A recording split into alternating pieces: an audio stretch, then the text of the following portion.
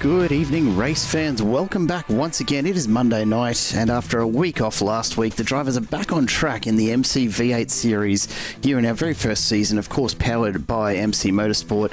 And on behalf of everyone here at the Simple Racing Broadcasts team, I would love to welcome you back for another night of what is sure to be an amazing bit of racing. My name, of course, is Jared Cole, and I'm joined in the commentary booth tonight, as always, by my esteemed co-commentator, Dean Biggles Hopton. Biggles, how have you been, my friend? Daytona. That's all I can say, mate. And we've got the real Daytona coming up as well, too, so I'm kind of Daytona'd out, actually. But it's good to actually have something that's not NASCAR or a truck or anything like that sort of stuff, and back to the V8. Just back to the bread and butter of Australian motor racing. And you'll be excited to see some right-hand turns for a change, I'm sure. Yes. Might be a little bit different for you.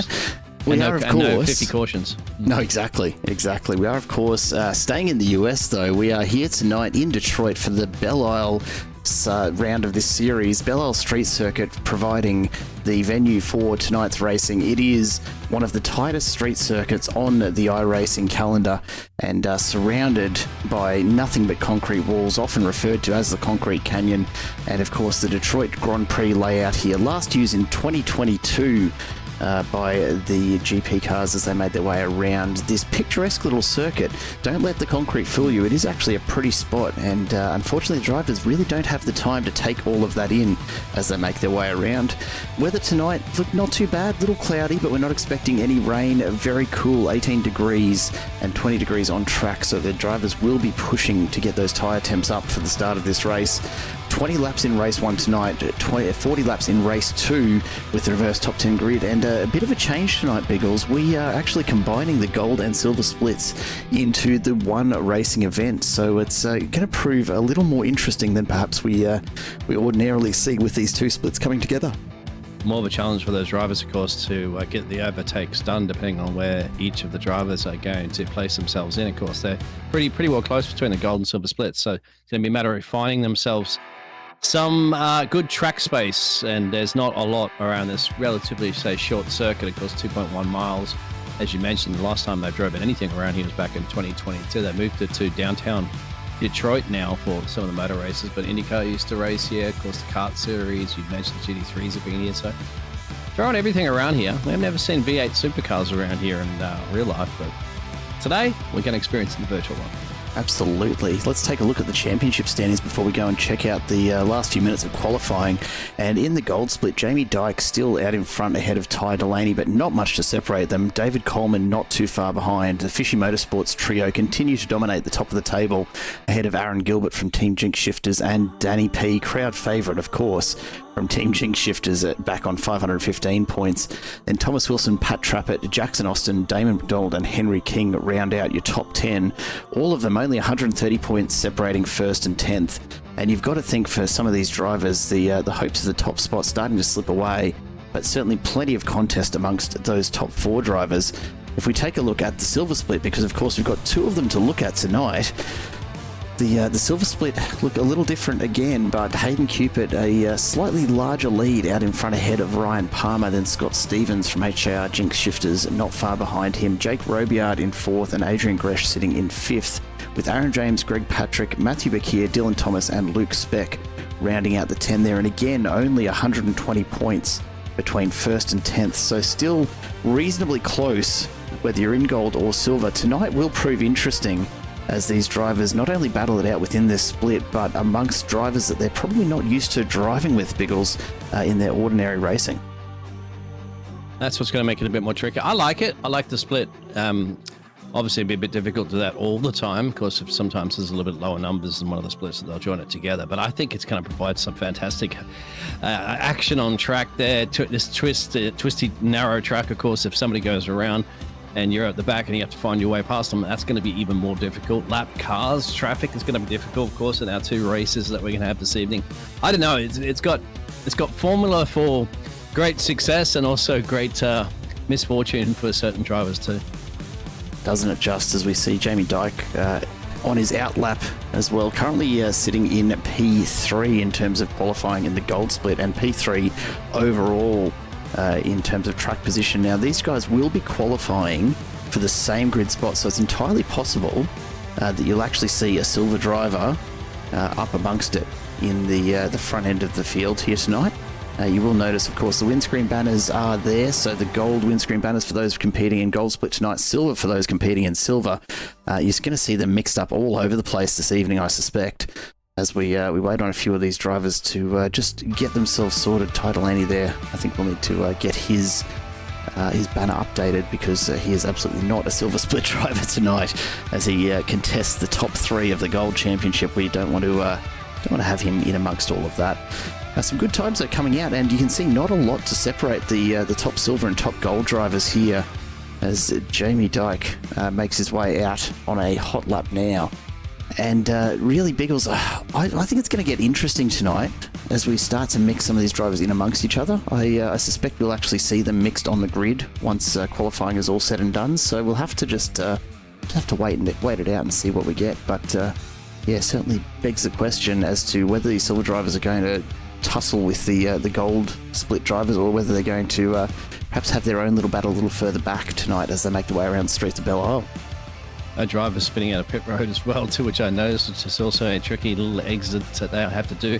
Just to verify with everybody this evening there, and with myself there, Jared, like, are they going to be doing separate rolling starts from the splits, or everybody on the grid regardless? No, we will have our standard grid start, so standard standing start. As Jamie Dyke goes into the wall, so that's not going to help him at all. So yeah, expect the usual with what have we got, 34, 35 cars here tonight. So the grid tonight here at Belle Isle, it's only very, very short home straight. So expect the starting grid to go right back around the corner this evening, and it will prove rather interesting, I suspect. Won't see anything if there's a wreck up in turn 1, which is a right-hander. So at the moment, you'd have to look at Jake Revillin. That's the leader of the silver class. He's up at P8 overall in the standings, so he'll be definitely mixing up with a lot of the gold class drivers.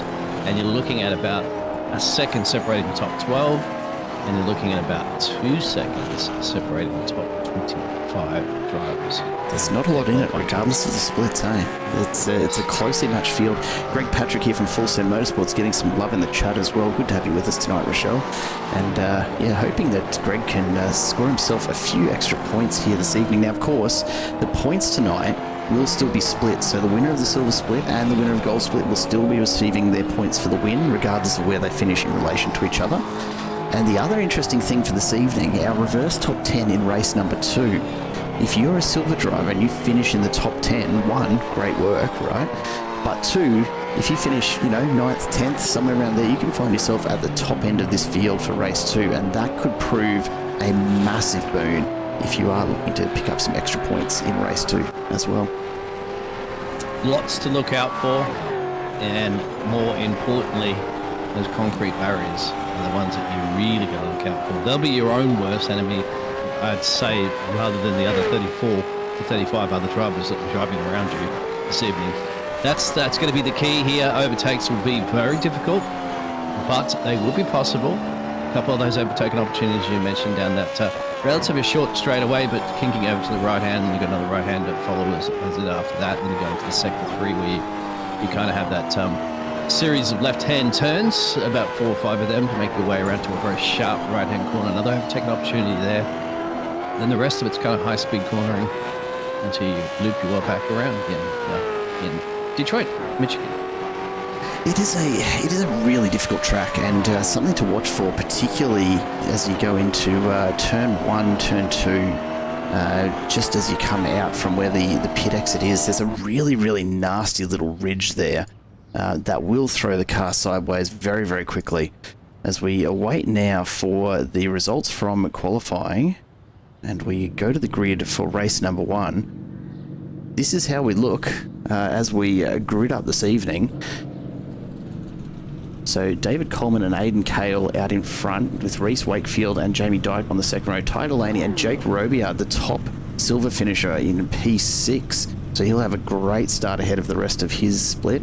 Danny P and Aaron Gilbert, 7th and 8th, and 9th and 10th for Bradbury and Austin. Dave McDonald and Adrian Gresh, the second of the silver group there. on row number 6. We go a little bit further back.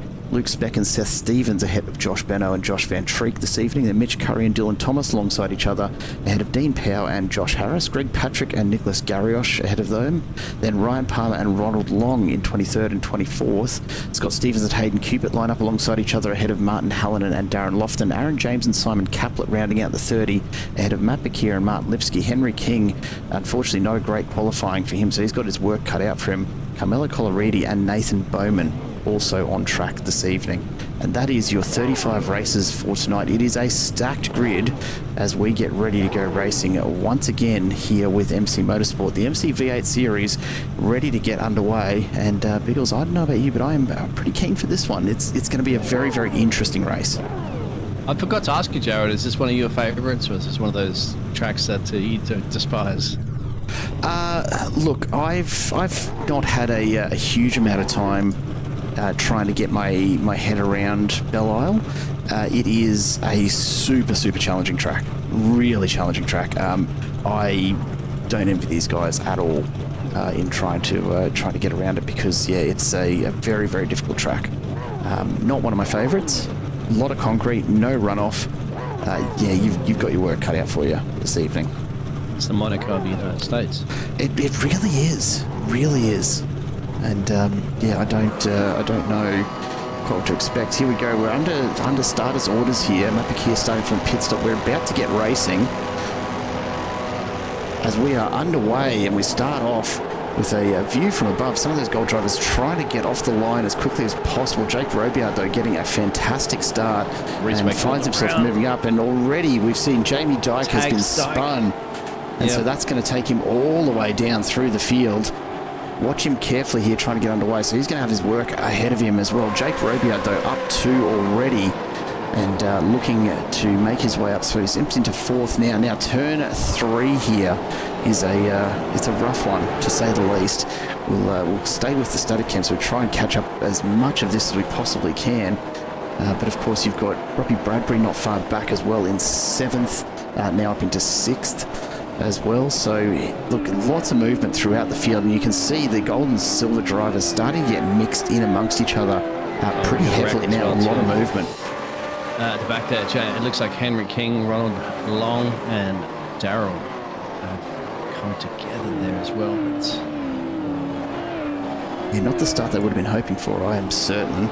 And we've got a lot of changes going on here, so we will do our best to stay on top of it all. There's a lot of battles already starting to heat up, a little bit of a gap forming here as Robbie Bradbury, so currently 7th overall. Oh, big pile up as well too. Look around Scott Stevens, there's a car park there. That's the only problem with this track, of course. That's got at least a bunch of cars involved there. Yeah, not what these guys would have been hoping for. It's that Josh Harris just weaves his way through and picks up 4 spots in 1 hit. It's going to be a messy night tonight, and you can guarantee that. Jamie Dyke's underway again. Somehow, these drivers all managing to get underway for the moment, but yeah, it's not going to be an easy night for anybody out there this evening. Jamie Dyke finds himself all the way down in 14th in class, but 23rd on track. So a bit of work to do there to recover as we make our way around for lap 2 of 20. And as the drivers start to space themselves out, have a look up front at Coleman and Cale going at it. Starting to open up a little bit of a gap here. A couple of seconds back to Ty Delaney. And both of these drivers looking to make the most of what was a pretty horrible start for a lot of drivers getting caught up in all of it going on. Martin Hallinan now losing some positions further back, as well as we see Jamie Dyke making his way through and trying to get back up to the front of the field. And Biggles, this is why Belle Isle scares the hell out of me. There's nowhere to go when it all goes wrong. We've had at least, give or take, maybe half a dozen or so cars already get involved in some early incidents.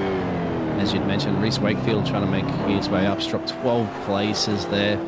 15th currently running at the moment. You just saw Jamie Dyke making his way back up, dropping 17 places. He's in 21st place, but showing you that it is possible to do overtakes. And those top 2 are checking out already. 2.6 gap back to Ty Delaney. It's a nasty one, and Peter in the chat picking it up as well. Yeah, Matt Bakir starting from the pits, but I believe it was the other Alpine Pro car, Adrian Gresh, who did false start there, the Valvoline livery from Alpine Pro Racing. He did, he had to serve a drive-through. He's had to serve a drive-through, so finds himself all the way back in 31st on track right now. So that one's certainly very costly. And I don't know about you, Biggles, but Camilo Colready's gone around as well. Let's go back and take a look, see just what's happened here. Go back to the Dick Johnson livery there as well. Oh, big slide and into the wall. Yeah, there is no room for error here. There really isn't. As you see, Mitch Curry's gone around as well. So I think he's just overshot the braking, although there does look to be a bit of damage on the side of that car. We'll go back and we'll take a look and see what just happened to the boss man himself. It's a long straight and you've got to be ready to jump on the brakes here. But get it too late. He's elected to go off into the runoff area, which is a clever thing. Didn't damage the car. Realised he wasn't going to make the turn and stop. There was a couple of runoff areas, very lucky, not many of them. And Mitch Curry left us in on the day. Yeah, and I think that's honestly the best choice here at Belle Isle. You've really just got to make the decision to bail out, lose a few spots, but actually keep your car intact. That's why they have those runoff areas for. Use them wisely if you can. They're in the heavy braking areas. A beautiful view back from Hayden Cupid's car to Jamie Dyke there, who's making his way back up through the field. Still down 14 spots from his start, but as he goes past Cupid, that'll move him just a little further up. Still not in the top 15 though for the gold split, so we will try and keep an eye on both of these splits for you this evening. And if you're in the chat and you want to, take a look at what's going on with a particular driver, then do shout out. Yeah, sorry, Kale running in P2 just went into that area there, into the Mitch Curry corner, and into the runoff area, and had to drop that big battle, and he's fallen into the serious clutches now of Ty. So that 1 and 2 made a little small error, and now Coleman's got some breathing space. Yeah, look, all in all though, he's managed to get away with it pretty cheaply. Because usually you would expect an off-track like that to end up with you losing 5 or 6 places. As it stands, he's just got to put a bit of effort in to catch back up to Coleman, who's now 4 seconds up the road with a whole lot of breathing room behind him. He's got a shoey on the side of that car. Yeah, he's got multiple pitches, but if you have a look at the side of it, Aiden Kale is all about a serious livery, as you can tell. And you can see the gap ahead to Coleman now is barely in visibility for Kale at this stage. As we see Luke Speck and his teammate Dave McDonald just trading places there a little and making their way up to Motul Corner. It really is a beautiful track. It's just a shame that it's such a difficult drive. But I guess that's half the fun at the end of the day, Biggles. Yeah, it's a shame that race going on as well too. I hope I enjoy it. It's just a little too tricky. I have to look at the reasons as to why. Maybe someone in the chat will let us know. But as you can see on your timing tower, courtesy here of the Simple Rep Broadcasting Racing Network, you'll where it has a little green highlighted next to the number, that's the car that you're currently pointing the cameras at. Now, of course, watching at Reese Wakefield closing in on Jackson Austin ahead of him. So these two racing in the gold split, and just ahead of them though, Nicholas Garrioch, the silver. Another gold member this evening. Gold member? Great movie by that name, isn't there? Gold finger. But these guys all in amongst it as well. As we see, Henry King is actually out of this race. So that early crash has done him for this evening, by the look of things. And he won't be taking any further part. It's a hard lick. It's early days. Jamie Dyke all over the back of Greg Patrick here, looking for the pass. And it is tough here at Belle Isle to actually get those passing opportunities and make them happen. But Jamie Dyke, as always, the consummate professional, sets himself up nicely for the inside of the next corner and starts to walk it away. There's still a lot of work to do for Dyke here to get back up front. But the three here, Garrioch, Austin and Wakefield, no one managing to make any gains over each other as they find themselves locked into this P12 on track battle.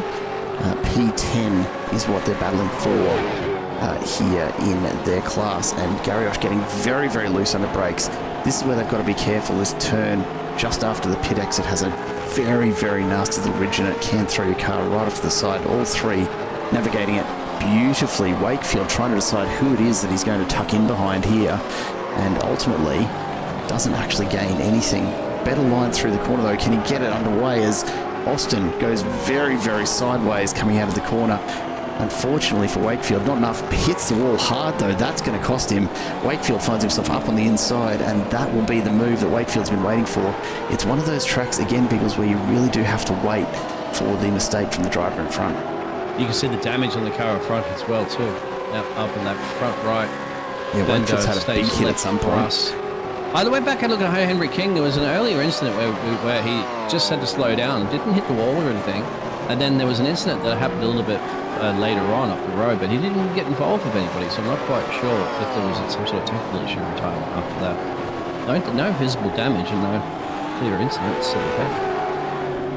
As Dean Power finds himself trapped in amongst a number of silver competitors. Again, some of these windscreen banners not unfortunately representing the actual split for these drivers, but doing what we can to try and just point out who's who in amongst all of this. We might, for just a moment, go to a view that will give you a bit of a look at just how these drivers are all split. So the timing tower now displayed by on-track position, and our race leader in Coleman actually a couple of spots ahead of Jake Robiart, who has maintained his P4 from the start. So a fantastic result for Jake Robiart so far, well out in front of his nearest rival in Luke Speck, who is all the way down in P9 on track. So Danny P's currently at the moment on the back there of Aaron Gilbert, and that's for P5, the battle, and Jake Rebella is in P4, so they're getting a little close to each other on the track there. As you can see, your timing tower. They got the little gold next to the number. That's the gold split, obviously. They got the little silver next to it, they don't. So you can see Rebella, Jake's the one that's really, he's got a bit of a gap there of a handful of cars down to Mr. Luke Speck. And this is where strategy has to play in for some of these drivers, right? Like Jake Robiart, he could fight this all he wants with Gilbert and Danny P. He could absolutely play defensive here, but really, if they're challenging and pushing hard behind him, it's not going to be any skin off his nose to let them through and actually make sure that he stays safe this race. Hayden Cupid has had an incident in the background as well. Let's go back and check that out, make sure he's okay. The 999 car coming down through one of the faster sections of the track, and again, this braking zone here, we've already seen it a couple of times tonight. Drivers just shooting off to the side there, rather than going into the wall, and really the better choice, but it is going to cost him quite a number of positions. I wonder if that's that damage that's, you can see that's in the car, that's causing a little bit of effect there into the hard braking zones. Anyway, once again, electing to go off into the safety escape road to live to see another day. David Coleman's checked out on this one, 3.2 second gap from Aiden Cale, who they were going for it too, but now after Caden went into that escape road, and he now has a little bit of a gap over Ty Delaney. That's what the hot zone is currently in your pictures right now. Danny P, there's the Danny P fans out there too. They're always around. They're always around, just hanging out in the background, I'm sure. You know, that gap from Coleman to Cale starting to come down a little. It was out to closer to 4 seconds just a few laps ago. We're barely shy of halfway here. So still quite a bit of work to do in terms of the distance left here tonight.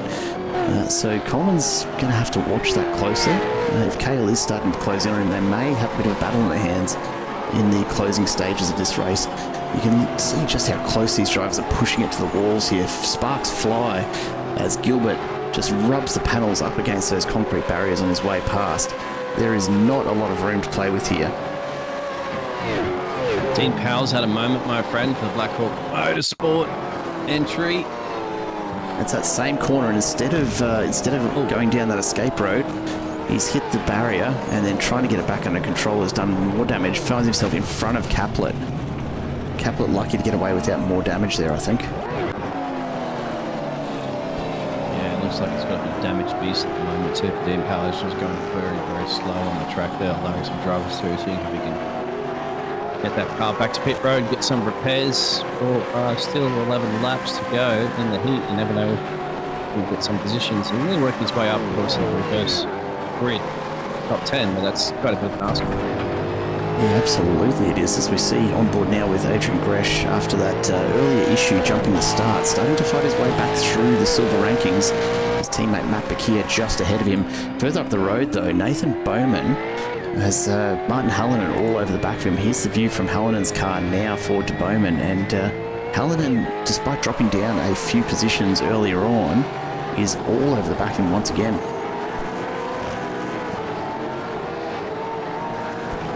I got birds flying over here in iRacing on this track here in Detroit. Believe it or not, it is here. Look, why not? Why not, right? It's almost like seagulls in a cricket match. Australia. Interesting to see the makeup of the two splits here. Silver certainly dominated by the Chevys, and gold dominated by the Fords. I don't think there's any particular reason for that, but just the way that it goes sometimes, I suppose. Aaron Gilbert getting some love in the chat. The Team Jinx Shifters entry. Tim Lawson back with us again this evening. Always good to have you here, Tim. As Bakir, unfortunately, has taken himself out of the contest with his teammate and finds himself further back. Nathan Bowman's gone around my front as I was challenging with that P21. He has to patiently wait for a lot of cars to go past him at the moment because he can't flip the car around to the right because he'll be on the racing track. Go back and we'll take a look at that one. And you can see the street circuit as he gets caught on the marbles and then just on the power slides it around. That is a really nasty spot to be stopped. You've got no visibility of the cars coming. He has to just wait here at the moment. He was actually doing the right thing by allowing some of the cars through, but he got off into the dirty part of the track. And sometimes doing a kind thing ends up punishing you, and he's lost his front belly. It's popped off too now. Yeah, plenty of opportunity to damage the cars here. At Belle Isle, of course, those walls, they will jump out and bite any opportunity they get. Danny P now making his way past Aaron Gilbert and, of course, onto the tail of Jake Robiard, not in his split. So we'll see if Robiard does give him a little bit of space. I suspect not, knowing Jake. I don't think so, because he wasn't allowing anybody else. He wasn't allowing Aaron to go through easily. So I think Danny P has a bit of fight on his hand, and Jake has every right to defend this because even though they are associated by splits, there are no rules and flags to say you have to let them pass. And they can fight. Absolutely. Danny P taking a look up the inside late on the brakes. Can he pull it up and get through here? Big lock-up, sends him wide. And Robiard back on the inside says, thank you very much. I'll take my track position back once again. And you're going to work for this, my friend. Yep. I think it's absolutely good because it's also good for Jake because Jake wants to battle it out here with the top guns and the gold split. It'll increase his speed, his pace just as much as he can, and he doesn't want to drop those places as well too because remember Luke Speck is next on the silver and he wants to separate himself as far as he possibly can from Lukey down the road. Absolutely. You see Robiard just dropping in behind Danny P now, staying wide of course of Aaron Gilbert and lets him through. So Aaron got past Jake as well. So Jake dropped 2 places in that couple of battles there, mate. So maybe battling too hard. But then again, he's going to drop places anyway if you lift and let him through anyway. So, but you just unfortunately don't want any damage into the wall for everything simulated machine. It's a good choice for Robiard because he's 7 seconds clear of Luke Speck. He doesn't want to get caught up in this battle. There's no benefit to him whatsoever. As we take a look a little bit further back, we've got another 3-way battle going on here. Josh Benno, Reese Wakefield, and just ahead of them, Josh Van Treek in amongst this as well. So plenty going on this evening. And also Dyke fighting his way back on the back there of a Frog Leap Juice Racing team of Nicholas, the 368. He's absolutely applying some massive pressure. Now that Jamie Tyke's got some pace here, 11 positions down now from that race start that didn't quite go his way, but man's fighting. Yeah, it's something we know he does, and does it well. Josh Benno now about to see Reese Wakefield have a bit of a move. I don't think Wakefield can squeeze up the outside, so a nice little defensive line there from Benno. And Wakefield's going to have to find another opportunity. There's not really much here at Belle Isle. It really does rely on the other drivers making mistakes. You see Van Treek up ahead. Sorry, not Van Treek. That is Van Treek going just a little sideways on the corner exit, so that's cost him some time. And I think these 3 drivers really have to be thinking about their tyres. They're only just over halfway through this first race. They're all still pushing very, very hard here. You've got a long way to go. It's only a 75k race, but you're still only on lap 12 here, guys. You've still got to get these tyres to the end and have something left to keep you out of the wall as you push for those last minute spots too, which are starting to form, no doubt, as the track rubbers in. Absolutely, they are. You can see that on the exits of the corners. So you look back, there's a lot of debris already. This track notoriously bad for tyres, even in these colder conditions. They're going to be graining up. They're going to be throwing up a lot of debris. And if you get yourself wide into that, have a look at Jamie Dyke here now, right behind this group. He is all over the back of Jackson Austin. So Dyke is on a mission tonight. He knows this track well. He got past Nicholas in classic overtaken. I think it's going to be a matter of time before he disposes of Joshua and the pace that he has currently in the moment.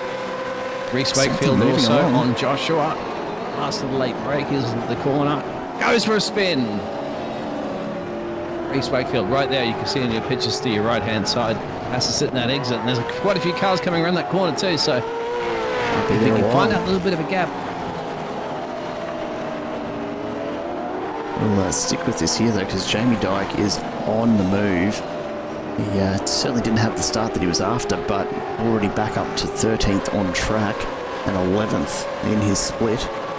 So he'll be looking to claw his way back up, perhaps into the top 10 even. And he's got plenty of time left up the sleeve to do it. It's a perfect place to be. If I was Jamie Dyke, I would see if you can get yourself past Jackson and hunt down that P10 position if possible, because he's got enough time. He does have enough time at the pace he's doing. Be a bit of work, but you want to get yourself in that top 10 would be certainly good for race 2. Yeah, still definitely a lot of work to do though. Jamie Dyke though, as he goes, he gets the inside line, just a small mistake from Jackson Austin, and you see Jamie Dyke pounces Austin into the wall, getting very, very loose through the marbles again. And Dyke's away. That's all it takes, the slightest slip, and Jamie Dyke will just walk away from you. And he's got a 2-second gap to hunt down P10 of Josh Van Trek.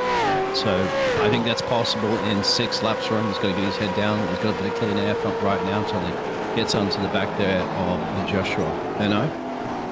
Already starting to reel it in, down to 1.8 already. Jamie Dyke is absolutely smashing his way through this field. Out in front though, David Coleman, that gap's still at 3 seconds. It's coming down, but it's not coming down quickly. So Aidan Cale 3.1 behind. Ty Delaney further back, then Danny P, Aaron Gilbert, Robbie Bradbury all amongst it. Jake Robiard though, sitting in P6 on track. A very, very comfortable 7-second lead over Luke Speck in the silver split. Let's keep an eye here. The drivers are all back from their little vacation down at Bathurst. Yeah, so quite a few of the drivers making their way down there to check out the 12-hour last weekend, which is why, of course, we had the off week here in this season, as we see Martin Lipsky starting to reel in Martin Hallinan ahead of him. The battle of the Martins tonight, just to confuse us here in the booth, I think, Biggles. Don't worry about that. I've been working on 60-car grids all week. This is nothing. This is nothing. But certainly quite entertaining. Yep. Let us know out there, how was your experience with the Bathurst? If you did attend, a few of these drivers did have a look about there, watching some racing action that we had on the replay, actually, working. Yeah, a little bit going on there. Dylan Thomas, a long way back from where we usually see a big lock up there, as well as he's trying to chase down Nathan Bowman. Thomas just struggling a little tonight, down 11 spots from his starting position, so getting caught up in a lot of the early mayhem, and it's cost him a lot of positions on track, down in P16 of the silver split right now. And yeah, a lot of work to do. Further up though, Hayden Cupid needs to watch his tail. Here comes Seth Stevens. Yeah, Seth Stevens had a moment before, I believe, as well, but somehow has managed to catch up. Dykes now, just to give you a little bit of information, he's down to just under a second on the back there of Joshua, and he is now, Dykes, he's not too far away down the road there from Josh Van Trek as well too, so that's going to be crucial. Jamie Dyke is. You can see him, so you can see that P10. You can see that reverse grid will be suiting up perfectly, essentially the pace that he has. This Jamie Dyke, and so that's what he's going to be working on. Further battles you can see on your screen. It's still continuing the silver split. Absolutely, with all three of these drivers now, Scott Stevens being brought into it. So we've got the Stevens guys back at it. Sounds like Why they have to do this? Why they have to do this to us? Because I have no idea. But Hayden Cupid out in front, P21 on track, P8 in the silver split. So this battle effectively for P8 in silver. And the Stevens boys, no relation by the way, giving Hayden Cupid all sorts of concerns in his mirrors. Might want to go up to have a look at Jamie Dyke because he's going to send it up on the inside apron. Don't get onto those marbles too much. And bingo, he has got Joshua the 166. So Dyke on an absolute rampage right next. Next up on his hit list is that P10, the all-important P10 position for the reverse grid. I'll tell you what, at the pace he's going, and the way he is driving, keeping it out of the fence, he may have Josh Van Trek done and that P10 position secured by the end of the next 5 laps remaining. It's a big ask, but it's still less than 2 seconds. And we saw how quickly he closed the 2-second gap to Josh Benno there. So already down to 1.6 to Josh Van Trek. So Jamie Dyke, tell you what, he may not have had the start he wanted here in race 1, but he's going to end up with some decent points regardless. And then race 2, look out. I reckon he's going to be torn, I think, at the moment if he starts on pole for race 2. The pace he's got and the sheer concentration too, because this is hammering at this point. You're a little bit out the front right now like David Coleman. You can back off a little bit and take it easy knowing you've got a 3-second gap in the rest of the field. But there's nothing that Jamie Dyke is backing off on this machine, mate. He is absolutely pedal to the metal, flat out. There's no such thing as lifting. There's no such thing barely as a brake pedal with Jamie Dyke. Let's go on board with him for a lap and just see how hard he's pushing this car. Watch how much effort he has to put in just to keep this thing straight, because he is giving it absolutely everything right now. Already the gap down to 0.8 to Josh Van Trek in front. Just phenomenal. Yeah, he knows it. He knows he's got the pace there. He knows he's slowly reeling him in. And the thing is, too, Mr. Dyke has just been an overtaking specialist around here. He's timing it perfectly. This is showing good experience here from a racing driver.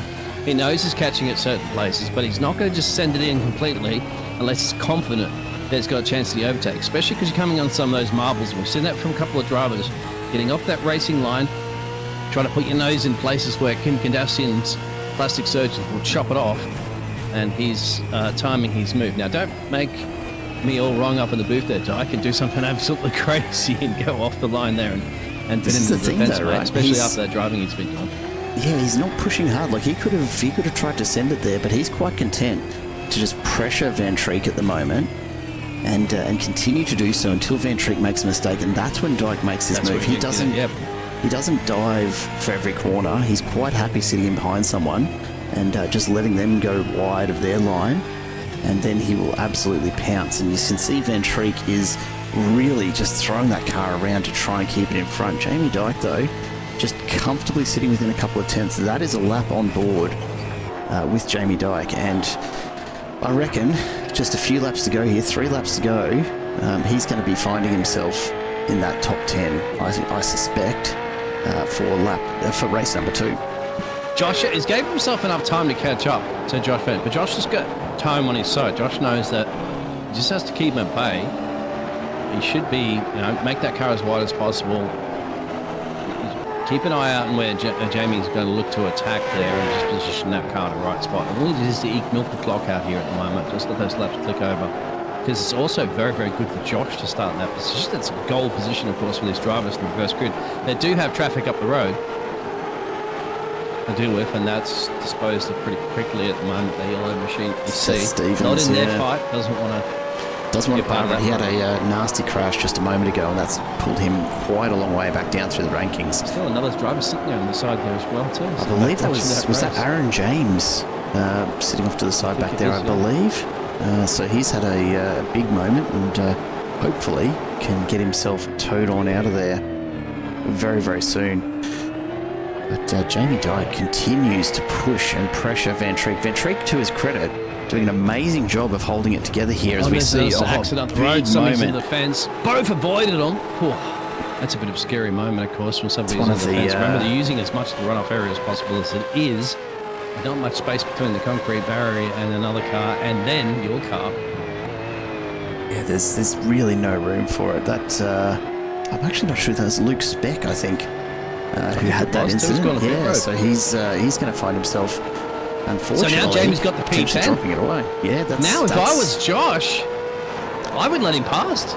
I mean, I would let him pass right now so that you get the golden P10 place. And then maybe Jamie's going to be like, no, he'll back off and say, no, I'm happy where I am right now. So this is interesting. Of course, you've got Nicholas and Reese Wakefield. They're also going for it tooth and nail in your pictures as well. You can see there's a lot of, you're still seeing the battle, of course, with Dyke. But I think Dyke can just back off right now. And I think that's not in his nature, though. we know one thing about Jamie Dyke. He is not going to step away from this. If I was Josh, I would just be out, going a little slower out of the corner, just because the points between 9th and 10th aren't that much, right, to make a massive difference. But of course, the starting position is key on the front row for race 2. Absolutely. And speaking of starting position, Jake Robillard setting himself up beautifully, right in the middle of the top 10 at the moment on track. But he's going to find himself with a lovely gap. The gap now to Greg Patrick, 26 seconds. So Robillard's got it sewn up for the silver split. Let's take a look and check in with the rest of this top 10. So David Coleman has just out in front, putting on an absolute masterclass, very, very consistent as always. 5.5, 6 seconds almost ahead of Cale. And he has, now out to 9. So Aiden Cale's had an incident back there. We're on to the last lap, and Coleman looks to have this sewn up. Aiden Cale is going to just have to hang in there to keep ahead of the fast finishing. Here comes Ty Delaney, looking to reel Cale in after that incident. And Danny P just behind him in P4. P5 on track is Aaron Gilbert from Team Jinx, so some good points on offer there. And Jake Robillard, the first of the silver split. And Robbie Bradbury just behind him in P6 in gold split, P7 on track. Damon McDonald, Josh Van Treek and Jamie Dyke, though, still going out. And Dyke here on the last lap is going to be looking for it. Here he goes, looks to send it up the inside. Can't quite get it there, has to pull it up back off. Now he's got this run down the straight to try and recover it. He's got the lights flashing. He wants to come through. He knows he's got the pace over Van Treek. But Van Treek playing very, very defensively right now. We look up ahead. David Coleman about to round the finish, and here it is. The win in race 1. David Coleman makes it look easy in the end. Yes. And Aiden Cale further back will be crossing in P2 in just a moment's time. And manages to hold off. Here comes Ty Delaney behind him. Cale been kicking himself. Danny P, good solid performance from him. 3 positions game. Aaron from Tim saying, come on, Aaron. He's going to secure that 3 positions gain there at P5. Jake, that's the man that's got the silver class all dominated in this race, isn't it? Everything's silver related. He started P6, continued P6. Jamie Dyke throws everything he can there at Van Treek, but in the end finishes P10, just a 0.13 behind Van Treek. I think it's going to be perfectly fine anyway for Jamie Dyke because he's got the front row and he'll know that there's overtaken opportunities from that standing start down to turn 1. Yeah, absolutely. And Josh knows he's got that. Well, actually, Jamie will have that pole position. Josh will have that right next to him in the front row. So opportunities between those 2 drivers. So most of the gold split finished now. Got a few of the silvers still coming through. Simon Caplet managing to hold off Scott Stevens for the moment. As long as he can make it around this last corner. And there it is, comfortably across. Hayden Cupid, not his night at all, but still manages to finish ahead of Hallinan. And then, of course, Aaron James behind him quite some way down the order. What's with Americans and fountains in their racetracks? I don't know. One here in Detroit. I don't know, honestly. Got one over there in Long Beach. You've got one in... I don't know. I have to look at it. Maybe let us know in the chat there what is it with Americans. I guess the fountains that have been established as it is for establishment. Nothing we have in Australia, in the UK either. No, it's a bit of an oddity, really, isn't it? As we wait for the results to come through, let's take a look at the results here from race number 1. And the gold split, first of all, David Coleman takes the win ahead of Aidan Cale quite comfortably in the end. Ty Delaney in P3. Danny P, crowd favourite in P4, ahead of Aaron Gilbert back in P5. Then Robbie Bradbury, Damon McDonald, Josh Van Treek, Jamie Dyke finishing in 9th in split, and then Jackson Austin back in 10th. Josh Benno, Nicholas Garriosh ahead of Reece Wakefield, Henry King having a shocker, and Dean Powell even worse, unfortunately for him. So fingers crossed for a better race 2 for both of those drivers. The silver split, some more points on offer there. Jake Robardt, an easy win. Greg Patrick coming through with the P2, and look, a long way back, but it still counts at the end of the day. Then, of course, Ryan Palmer, Luke Speck, and Josh Harris behind them. We bring our Race 1 winner into the comms booth. David Coleman, fancy seeing you here again, my friend. Welcome back. Yeah, I know, 3 in a row on a feature. On a heat, so see if I can beat Jamie Dyke's streak in these heats.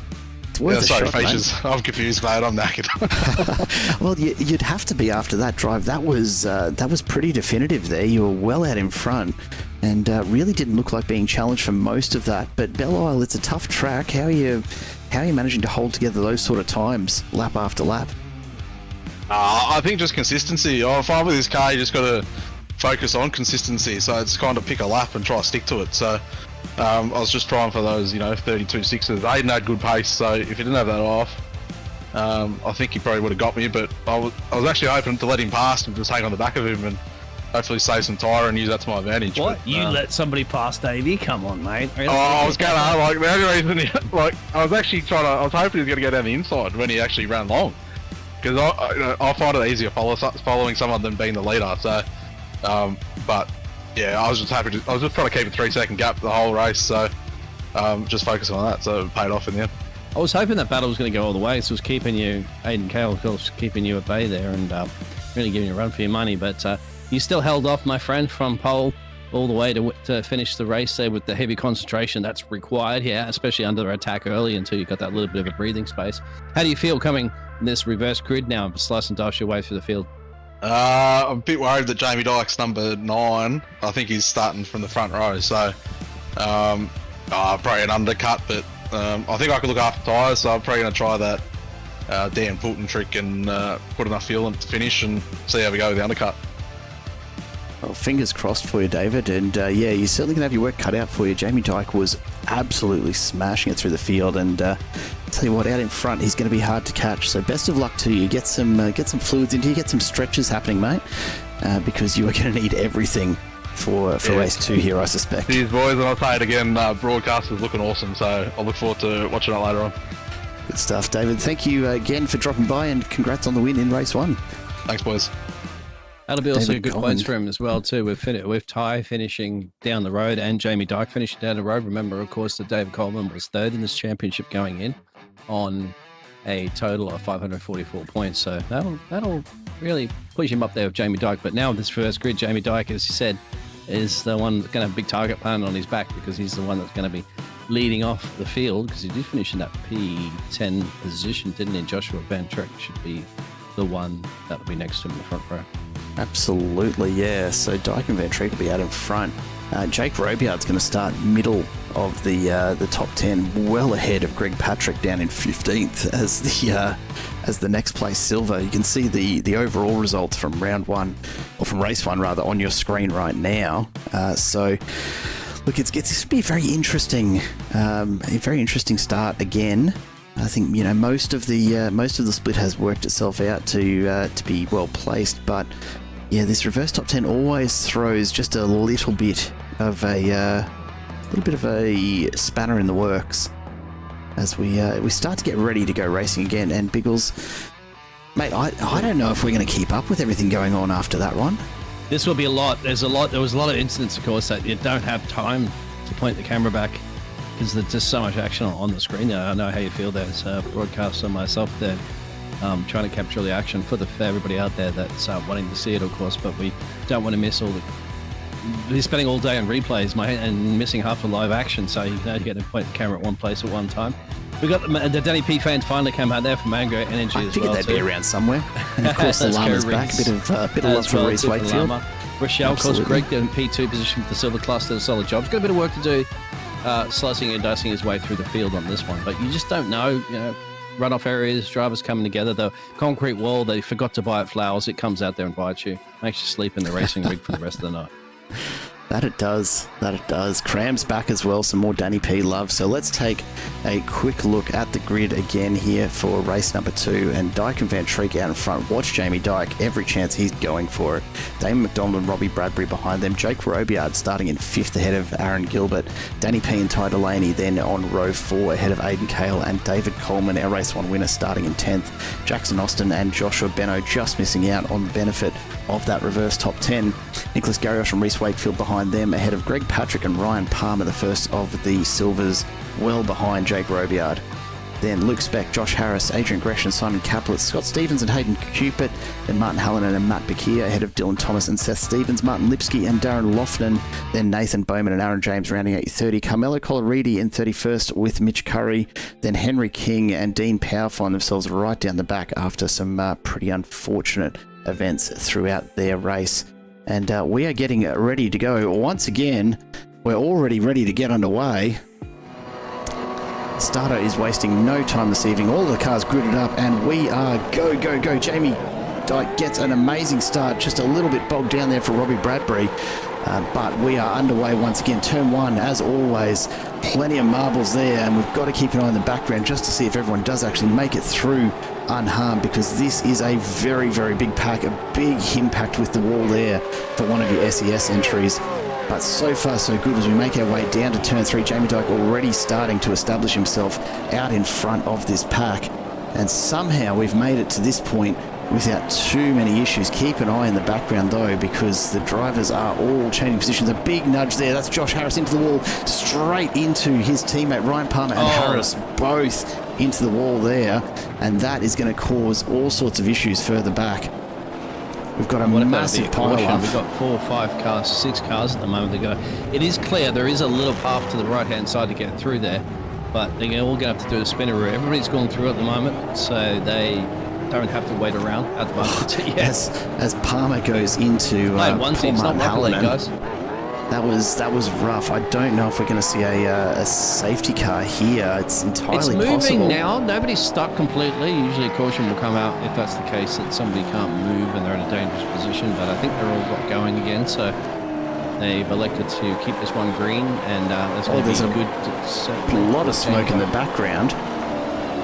Just trying to get a feel for who that might have been. Simon Capel's around, and Josh Harris has gone right into him. And they both can't move. Palmer and Harris having a shocker tonight after their issues last round at Oran Park. And Simon Capel, that front left, is in all sorts of trouble. That is not turning. Absolutely jammed under the bodywork there. He's going to have to limp that thing back around to the pits.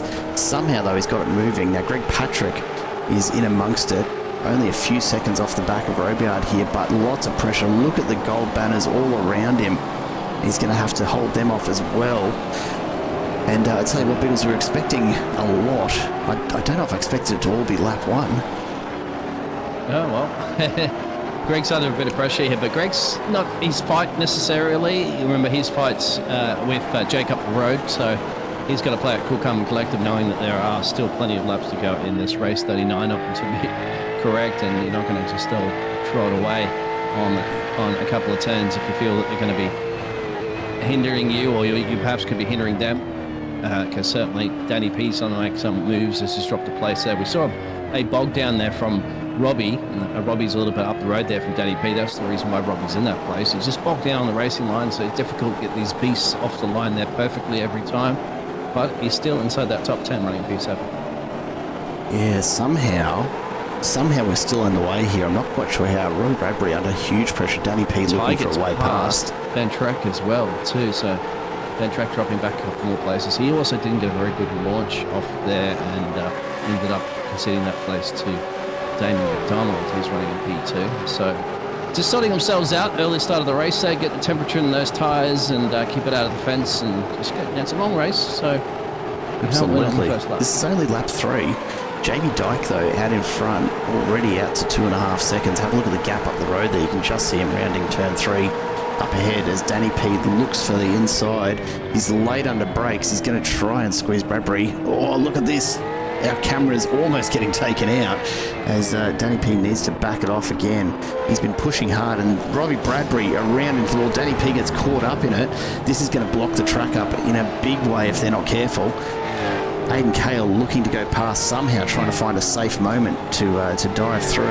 And Danny P's just watching his hopes of a top finish sort of just run away into the distance a bit here. Now, look for the carnage here, though, because if Danny P doesn't get moving, he's going to hold up all of these drivers behind. Nathan Bowman, Matt Bakir, Ronald Long, Aaron James, all right behind him now. A lot of room out in front, but these guys all bunched up. And this is mostly a silver battle. Danny P, though, has managed to get it moving. And these five find themselves coming together in one of the most dangerous parts of the track. That's a really aggressive line from Matt Bakir there. I'd like to see the replay of that one when you get a chance, my friend, because that was quite some of the big gun names involved there. Poor for Robbie as well, too, isn't it? After not having that great launch, just getting into that one, he's dropped all the way back down as well. So it's going a little bit bell-shaped. Good for Greg Patrick up the moment there for the Greg fans, because he's up to P9 now, 6 positions gained.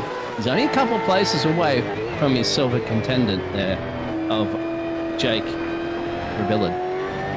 Yeah, there's a lot of movement. That's Aiden Kale shooting through on Dylan Thomas as Thomas collects the wall. And that exit there just tough as always. Rumble with Henry King right now. Darren Lofton just ahead of him. And these guys going side by side into turn 3. Lofton taking a very, very defensive line. But King, of course, looking to capitalise on the way back out. Yeah, Henry having a good race down there. Remember race 1, still don't know exactly why he had that retirement, because he had no damage. But Henry King's fighting his way back up. 14 positions gained as well, too. He avoided some of those incidents that were semi-blocking the track before. Henry King's got a wise old head on his shoulders there for the Team Jinx Shifters, and he's managing to slice and dice, which is, I like that. You know, I like a reverse fortune race happening for drivers where, you know, it doesn't work so well for the first race, but second race comes back and fights his way back up to P19. Certainly earning it too. He's had to push from the very back of the field. Hayden Cupid now pushing hard. You can see the car getting very, very loose there, and Seth Stevens looking for an opportunity to take advantage of that. Of course, Cupid's tyres probably not going so well after sliding it around that much, and that's going to really hamper his efforts here as he tries to get that car pulled up and stay in front of Stevens. About the only thing keeping Stevens from passing is the lack of opportunity. Nothing but concrete walls wherever he looks, and Cupid at the moment probably just getting the best of that purely by nature of this track. But Stevens will be looking to set up here for a pass further down. Yeah, tyres, Welters on the back of Aaron Gilbert. That's huge for him. For the Fishy Motorsport Centre, he's been pushing for some laps at the moment. 4 positions gained there. Aaron Gilbert's up 3 as well. The misfortune of some of the other drivers, unfortunately, you mentioned that before, Robbie Bradbury. But that's where it's at. That's the blanket.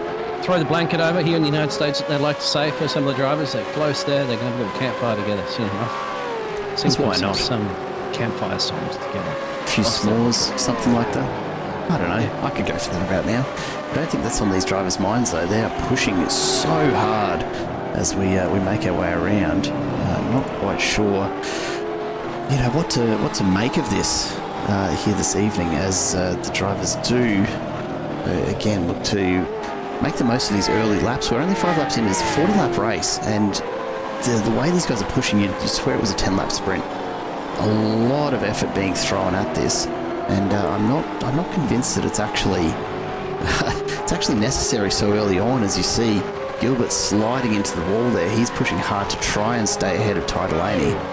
Delaney has the pace, but he's still going to have to make the pass, and that's the tricky part here at Belle Isle, is finding a way around Luke the Speck driver. Also slapped it into the fence where Mitch Carey was battling it out with Dean Powell.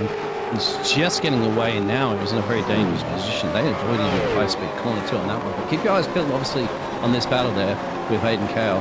Hayden Kale. Confusing it all. So we take a look. David Coleman now making his way past Jake Robiard. So that front straight really we've got... Oh, and a few drivers going off in the background there too. Patrick off in the background. Yeah, and that's open to the escape route. He's managed to pull it up without too much issue. Gets underway again. as Seth Stevens makes his way past, but Jackson Austin, the other driver there, has spun it around and is back underway. I think they got lucky in that one. Let's go back and see if we can see just what happened. Both those guys, and maybe just both going a little bit late under brakes, trying to catch up. Don't know if there's any contact. Big lock up from Austin. Oh, there is, no. yeah. Oh. So Austin locked it up on the inside, couldn't pull it up, and unfortunately Patrick nowhere to go. And Greg Patrick's lost that front fender now as well too, so he's nursing that wounded car there for the Full Send Motorsports. Even though he didn't fully send it into the corner, but he certainly got fully sent into. There you go. Unfortunately, Ty Delaney. GP's still at P15. That's where he started the race after all those gains, and he's got to get back there. He's got to get that car fixed, I'd say. He's going to spend a little bit too much time. So we'll see if that pans out. Ty Delaney made it past Aaron Gilbert in amongst all of that, and now all over the back of Damon McDonald. Jamie Dyke out to almost 4 seconds at the moment. Here comes Ty Delaney. The pass around the outside, down this straight. It's going to be who's latest on the brakes. Delaney starts to close the door. He's going to have to stay wide to give the space, but plenty of it there. And Delaney's through. He's now going to have to start on this mammoth effort of tracking down Jamie Dyke out to almost 5 seconds for just a moment there. So a lot of work for Ty Delaney to do. He's certainly making the moves. He's got the pace as he starts to already pull away from McDonald and Gilbert. But it is going to be a big ask. Further back there, Danny P there, Dylan Thomas, they've been going for it too for now. Henry King's in the mix just up the road between them as well too. So nothing separating these gladiators here in Motor City, Detroit. Revving up the V8s around here, showing these Yankees how we get it done from the motor racing down under. Absolutely. Now, we said earlier we want to go back and take a look at that earlier incident involving Cale, Danny P and Robbie Bradbury. Let's see if we can get a bit of a view of this one now as the field starts to sort itself out. So really, Robbie Bradbury just gets loose and then nowhere for these guys to go. And I tell you what, and very he's coming lucky. back, so everybody's trying to go around, and everybody else is behind you, so you can look at the patience that Cale has to have. He wants to go around. He eventually has, but he's got to wait for the whole gaggle of the rest of the field to go through. And so that's a lot lucky. of patience. A lot of So patience. lucky. And good do that. Good driving awareness from these gladiators and Centaurians fighting their way around. It's brilliant. Ty now, as you mentioned, Delaney's got a bit of work to catch David Dyke, which I think everybody we heard, obviously, from our race winner before, say he's the one who's got the biggest target on his back, because once he's up the road, he's up the road. And Ty's got time on his side, but 33 laps Gap's to go. coming down. It's under 4 seconds now, so Delaney's not wasting any time. Already out to almost a second and a half over Damon McDonald. So he's pushing very hard. Nicholas Garrioch here, though, as on the back of Josh Van Treek. Now, again, the windscreen banner for Garrioch, not the right one fitted tonight, but he is absolutely contesting the gold split. You can see him in the tower there on the left in P7 for his split, and only a few tenths off the back of Van Treek. Van Treek's had an interesting night so far. I think he's probably got a bit more work to do to stay up in the rankings. He's definitely got the pace, but yeah, just has struggled a little bit with his consistency. On the back of Henry King as well too. Danny P trying to recovery drive now. We've seen good recovery drives we saw from Jamie Dyke before. Now we're looking at Danny P's going to do it. Henry King's got to defend this to the tooth and nail, because he's the biggest gainer so far, 17 positions. Remember, not having a great race one, but he doesn't want to be conceding too many places right now. He goes a little twirly-whirly coming out of the corner.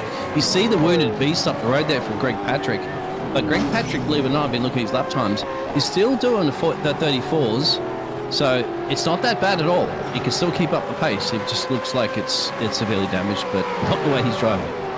Yeah, and that's the thing. At least the thing he's got going for him here at Belle Isle is that it's not a particularly high-speed track.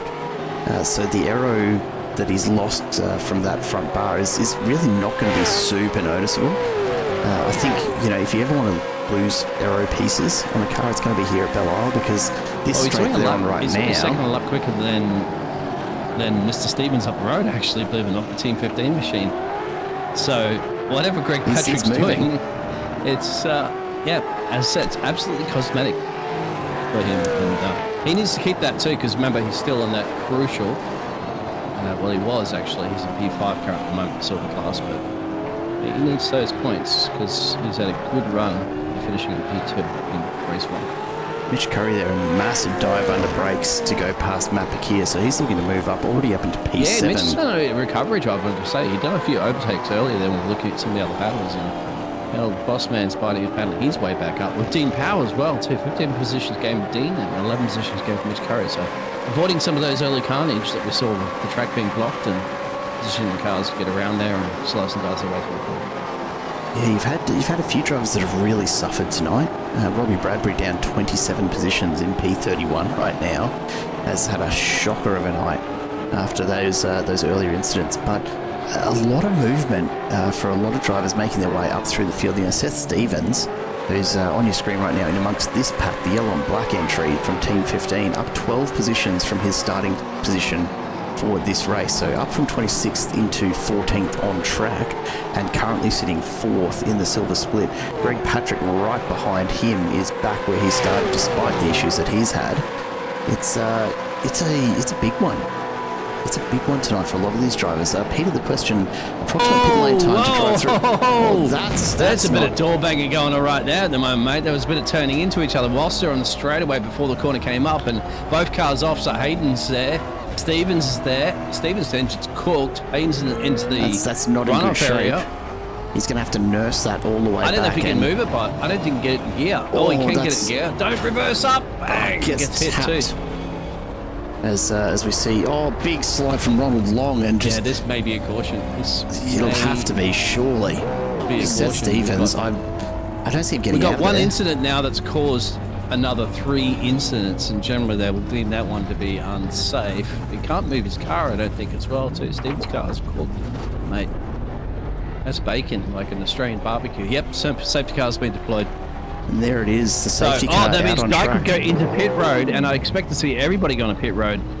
Some drivers did go through, but Dyke's gone down. Has it been timed perfectly then for our race leader? He absolutely has timed it beautifully, hasn't he? The safety car out on track, so he's going to sit in there, make the most of this. Lap 11, so he'll be looking to run to the end from here. He's going to drop back. Time, didn't he? I'm just quite surprised why Ty didn't go down, and Damon and Aaron. I mean, it's surely were further down the road. They should have been able to jump in unless they didn't open up pit road in time. But then, if pit road was open later, then why did Dyke get the opportunity to go in? Yeah, it's a great question. He must have just caught it. As we make our way around the BMW M2 safety car tonight, out on track. Good to see that getting a run this evening. I like the NASCAR Corvette safety car. If you saw that at Bowman Grade, I think it's. I didn't actually. Fantastic. I've really got to have a look at it. It was like race that thing around. Oh, somebody's gone straight on. That's the 15. Not the car 15, but that's the mellow yellow car. He's gone straight, and that's under the caution car. Who was that? He's into the fence. Apologies, I'm trying to find out who that was. While you're looking for that, we'll come back to your question here, Peter, around the pit lane time to drive through. Top of my head, it's the pit stops that we've seen, about 42 seconds if you're actually making a stop. So Jamie Dyke in and out of that lane at 42. It is a very, very short one. I think from memory, you're probably only looking at about 20 to 25 seconds for a drive-through. So if you are being handed a drive-through penalty here tonight, it's not as long as a lot of tracks. So you can get in and out of there fairly quickly. We had somebody in race 1, sorry, that it was Steph Stevens. You would get back and have a look at that replay again with Steph Stevens that had that tangle down the straight. They were dooring each other down the straight. Steph Stevens, then there was a few other drivers that come in the Valville in the 64 entry comes into it. But have a look at this. So they're going down straight, but they door each other there. And you can see Stevens just can't pull it up at that point. He's already too deep. Yeah, nothing that Steph Stevens could do. Now, but basically the front end just falls actually. Apart. And then you wait for here, because you're going to see another car come around, the Valvoline car will come around the corner. There's a few cars coming around this corner at the moment while it's just waiting patiently. And look at this, loses it on the entry because he sees the car there, thinking that then he may be moving or something, and then bang there. here as well. So this is the reason why the caution was called, because it was just an unsafe corner here for these drivers to be entering in at a high speed. there she goes. And a lot of drivers on pit road at the moment. Danny P, Henry King. Yeah, everyone trying to jump Dylan in there and Thomas. make the most of this, and they've got to be thinking about getting to the end at this point. We're 12 laps in, probably got another lap or two of safety car here, I suspect. So we'll have a little while to go before these guys go racing again. So they really can be thinking about making it to the end on this stop.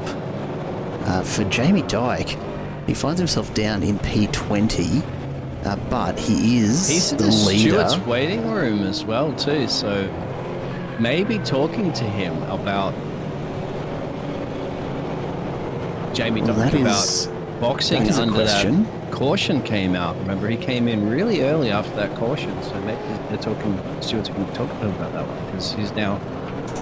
He has made his pit stop, but he's P26. He didn't save another one yet, so we'll keep our eyes peeled on what happened there. Because our race leader at the I time. wonder if he's asking about being waved around. That's a possibility. So we'll right, wait and yeah. see what happens there.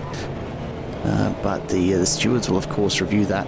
Look, as it stands right now, Jamie Dyke is back in P28 on track. I'm going to go back and have a look on my end to see when he entered the pit lane, which is on lap 10, and whether or not the indication of the pit lane entrance was a caution or not, because that's a bit tricky sometimes to see that. I'll keep my eyes peeled on that.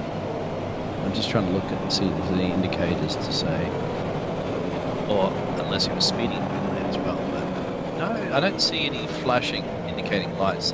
NASCAR kind of style usually do that to say. Big motors. A couple of drivers getting waved through there, and other drivers almost cutting them off. That's Simon Caplet getting the wave through, but nearly getting taken out as he makes his way up through the field. Geez, wouldn't that be something special? Getting taken out on a under safety car. Well, ask Wouldn't Mark be happy Webber about about it. that when Sebastian Vettel slammed in the back of him and destroyed his chances of winning a race at that time. And that's before the Multi 21 incident as well. That's when Sebastian Vettel was driving for the Toro Rosso team. So Mark Webber was not a happy camper with Sebastian Vettel No. long before they were teammates. No, you wouldn't be, would you? So the standings right now. I'm just having a look at where everyone is on track. So our gold split: Ty Delaney, Dane McDonald, Aaron Gilbert, David Coleman, Josh Van Treek, Nicholas Garriosh, Reese Wakefield. Really, looking at where are we for Jamie Dyke? So he's back in P14 in split right now. Looking ahead of him, so we've got Dean Powell has made his stop. Henry King has made his stop as well.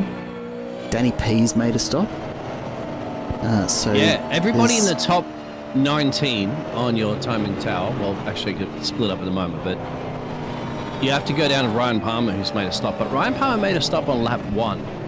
Yeah, it doesn't really count, He does probably it? started, I think Ryan Palmer, I don't think he started from pit road because he did start in 24th place, but you got to go Dylan Thomas for the Fishing Motorsports entry running in P21. He did box on lap 11.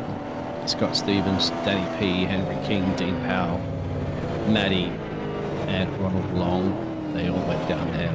And Dyke, as we knew, boxed. Jamie Dyke boxed on lap 10, right as the caution flag was called. And that's the one that we're a little curious iffy to on. know. I mean, Jamie Dyke's Yeah. in the steward's waiting room, but we're not going to. I was thinking about asking him if we could drag him up here, but I don't think we should do that. I don't think that's a great idea at this point. Probably wanting to talk to the stewards right now, trying to sort out if he gets a wave around, because he's in P28.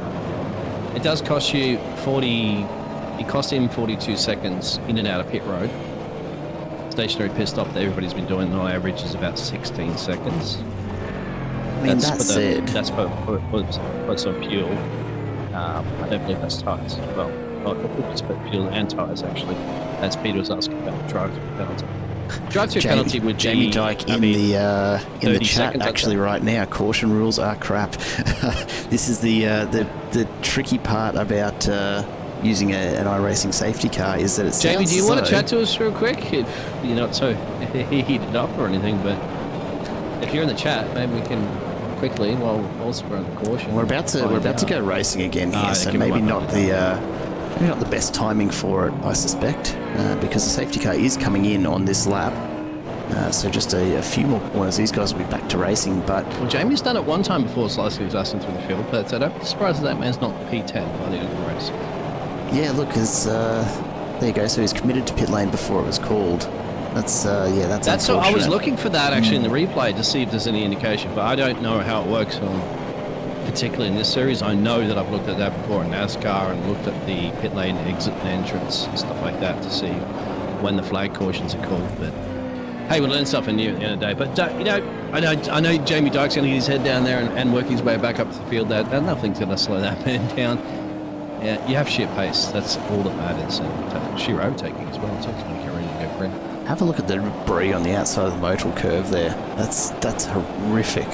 These tyres have been shedding so much. In comes the safety car. Ty Delaney will have control of the pack as we get set to go racing again. He's going to hold them till the last moment.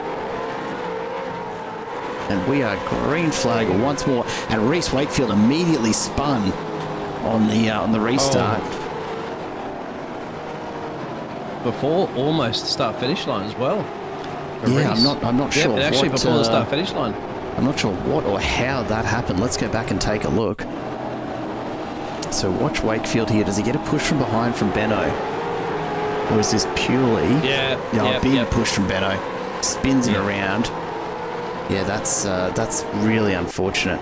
And we're starting to see... and Damon and Darren Coleman is David Coleman's all in here at once here. Jake's in the mix a little bit further down the field there. Ties up the road by 2.4 seconds already because of this kerfuffling. But there's kerfuffling happening almost in the same spot that we saw the runoff area into the first caution call for this race, lap 14:40. And they're going for it too, like it's the last lap of the race. Still a long way to go here, gents. 25, 26 laps yet. But a restart, as always, proving an opportunity to overtake. And these guys are pushing for every spot they can possibly get at this point. Josh Harris finds himself further down as a result of all of that going on. Martin Lipsky's had an issue, and that's pushed him further back as well. Still finds himself up a few spots from where he started, but not been a great restart for a number of these drivers. Ty Delaney, though, out in front by 2.7. I'll tell you what, that's the place to be. No one around you. It's about the only safe place at a restart, isn't it? It is, isn't it? Because there's no traffic at the moment because they're all re-racked and restacked, so there's no problems for him to worry about anybody up the road there. Here comes Jake. Jake on the back there of McDonald going for it too for now.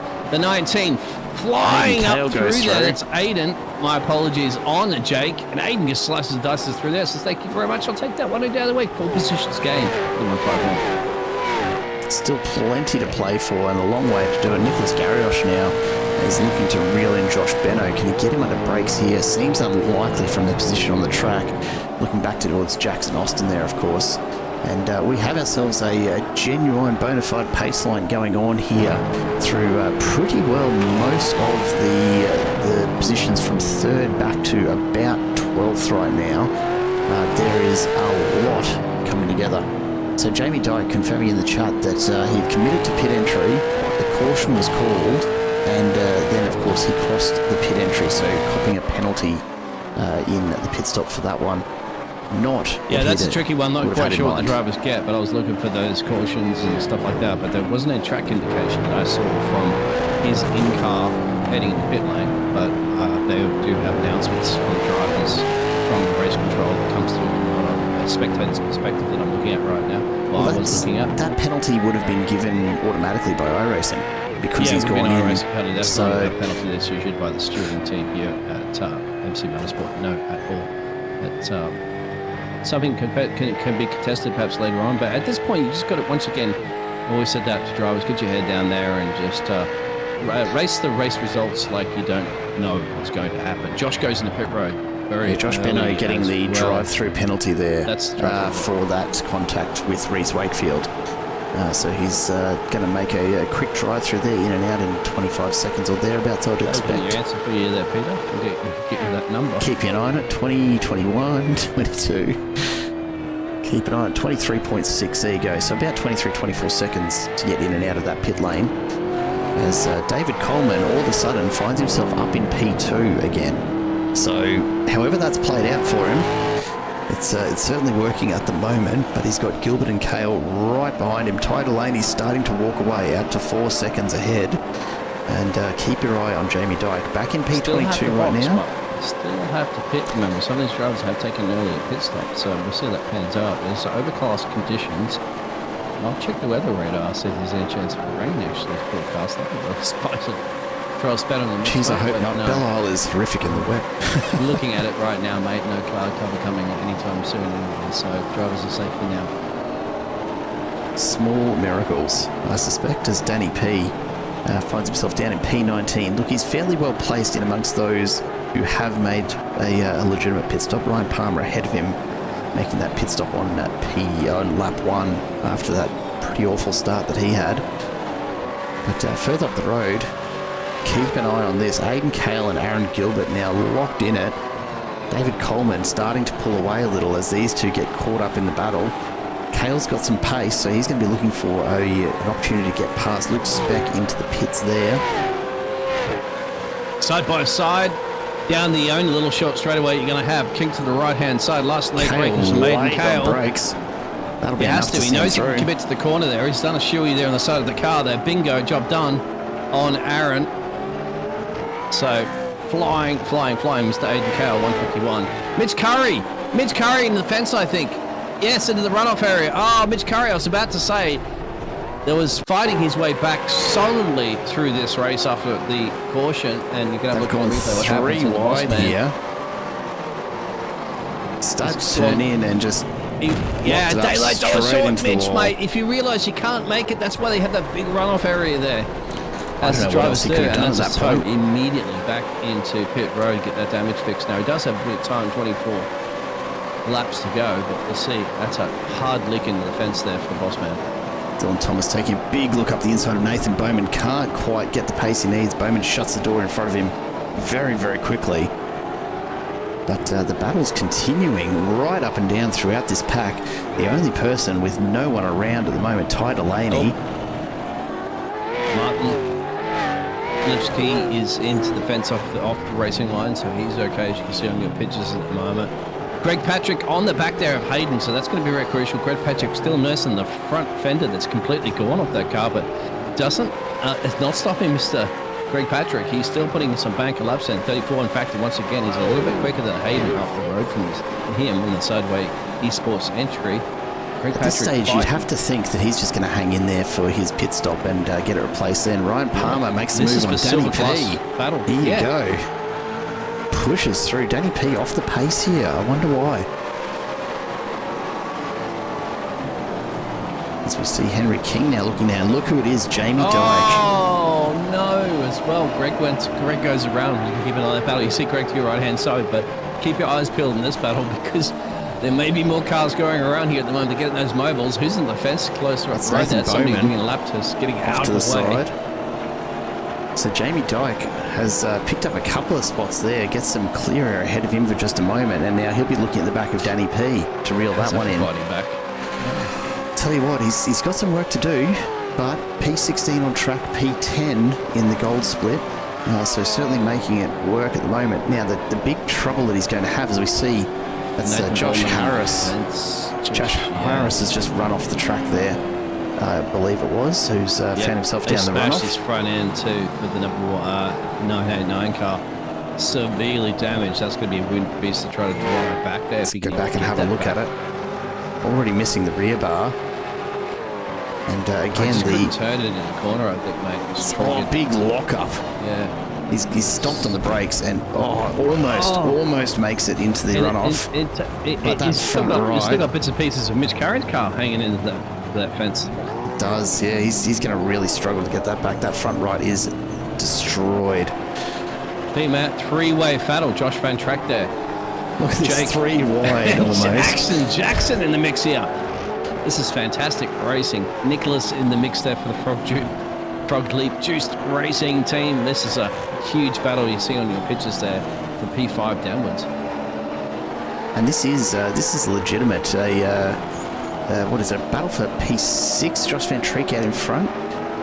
These guys really are a mix-up in amongst it. Jake Robyard in the background, though, fighting with Jackson Austin. is almost 9 seconds out in front of Hayden Cupid, so he's just enjoying the tow at the moment from these gold competitors. Nicholas Garrioch, yeah, but he's in meanwhile, the mix like this, mate. Anything happens up the road there, and you know how difficult it is to find a gap to avoid it. And Jake's got to be very cautious thinking about that at the moment. I've got silver class split in the bag if it finishes like this in another 22 laps, but at the same time, he wants to race with the top 10 gold split guys. And just got to make sure that I would stay pretty much where Jake is staying as well too. Just keeping a little bit of space there, a little bit of distance there, so if something goes wrong, you've got about 2 seconds up your sleeve of reaction time at best. Get too close, like NASCAR style dooring, good luck, mate. That's when you're on your lid. Yeah, it's not a great place to be right now, as Garrioch continues to look for an opportunity to make a pass. We'll get a bit of a view of this. Like they are so spread out, but you get to this braking zone, and it closes right back up again. Where's the fountains? Always the fountains. Go straight to the fountain, mate. Go around it, cut the corner, go through that. Shh, don't tell anybody. Come back Totally around. fine. Turn 6 and 7 and avoid all those corners. Easy peasy. Oh, did I say that loud? Ryan Palmer into the pits to make his stop, and Dean Powell a little further back, really hugging that wall, and he's looking at the back of Danny P there. Jamie Dyke further up, and Jamie Dyke, look, this is the issue that Dyke has right now. As we go on board with him sitting in P9, the next gold competitor is Jackson Austin, but he's almost 13 seconds up the road. Jamie Dyke has ahead of him from silver Scott Stevens, Dylan Thomas, Hayden Cupid, and Jake Robiard to get through yet. But he's got a lot of work to do. Remember, those other drivers have not taken a pit stop yet, whereas very true. Dyke has. It's very true. The only drivers that Dyke has up the road from him that have taken a pit stop before are Dylan Thomas running in P11, Scott Stevens running in P12. So both silver competitors. they're the only drivers he needs to clear. The rest of the field have to go on the pit lane. At some point, yeah, absolutely. At some point. So that's the... And Dylan's going in now. Dylan Thomas going in. So Jamie's now got another position. He's only got Scott Stevens up the road that he knows doesn't have to go on the pit road. I don't know why Dylan Thomas went into pit road right now for, actually, because he did go in earlier. Because he elected to just go a complete different strategy here, realizing we're halfway through the race that he's going to get enough to go to the end. That's a good question. Luke Speck now out of the race. So too much for that car this evening, it seems. As Jamie Dyke continues to make his move, Mitch Curry gets himself a drive-through penalty for that immediate tow earlier without race control permission. So that's going to set him back a little bit. From race control, mate. No, you've got to follow the rules here, of course. And yeah, it's been a rough race for a lot of drivers here tonight. I'd be like Lance Stroll going, you know who my father is?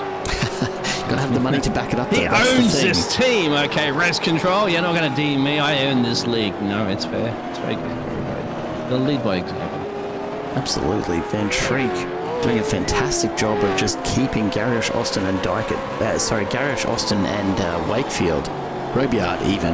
My goodness, at bay here. So Austin and Robiard just on the back there. Van Treek out in front. We're watching Nicholas Garrioch now from Frogly Juice Racing, caught in the middle of this little foursome, and so far so good for these guys. Jamie Dyke, though, further back, he's starting to reel them in. You know, that gap was 12, almost 13 seconds. It's down to 10 and a half. So if he can find his way past Scott Stevens here, and he's certainly threatening to do that as they make their way onto lap 22 of this 40-lap race. The question really legit now, because Scotty boxed on lap 11. So Scotty's tyres and got the gasoline as well to Jamie Dyke. Similar situation after he's penalised for it. But he's going to send it the inside right now. One up the Make inside. It stop. Somebody goes off the runoff area. That's Hayden actually goes straight into the runoff area of the road. Hayden will drop to P16 if not a little bit further. So just like that, Dyke up and into the top 10. I told you it wouldn't be too difficult for himself to get back in the top 10. And I'll tell you what, Jamie Dyke's proved that one. Absolutely. He's going to have to keep an eye now on the time coming down. So he's about 12 and a half seconds off the back of Jake Robiard, 13 and a half seconds to his next competitor, Jackson Austin. And he's only 27 away from the race leaders. has to box. So we know that they're after at least a 42-second pit lane time. Well, this will tell us something. David Coleman's into the pits now. So David Coleman from P2 has gone in. I think Dyke will get past Coleman, no problem. You'd have to think so at this stage. The question's going to be, does Jamie Dyke have the fuel on board to make it without another splash and dash later on? Garriosh into the pits as well. Here comes Dyke. Just a couple of corners. He's actually coming up to the last corner.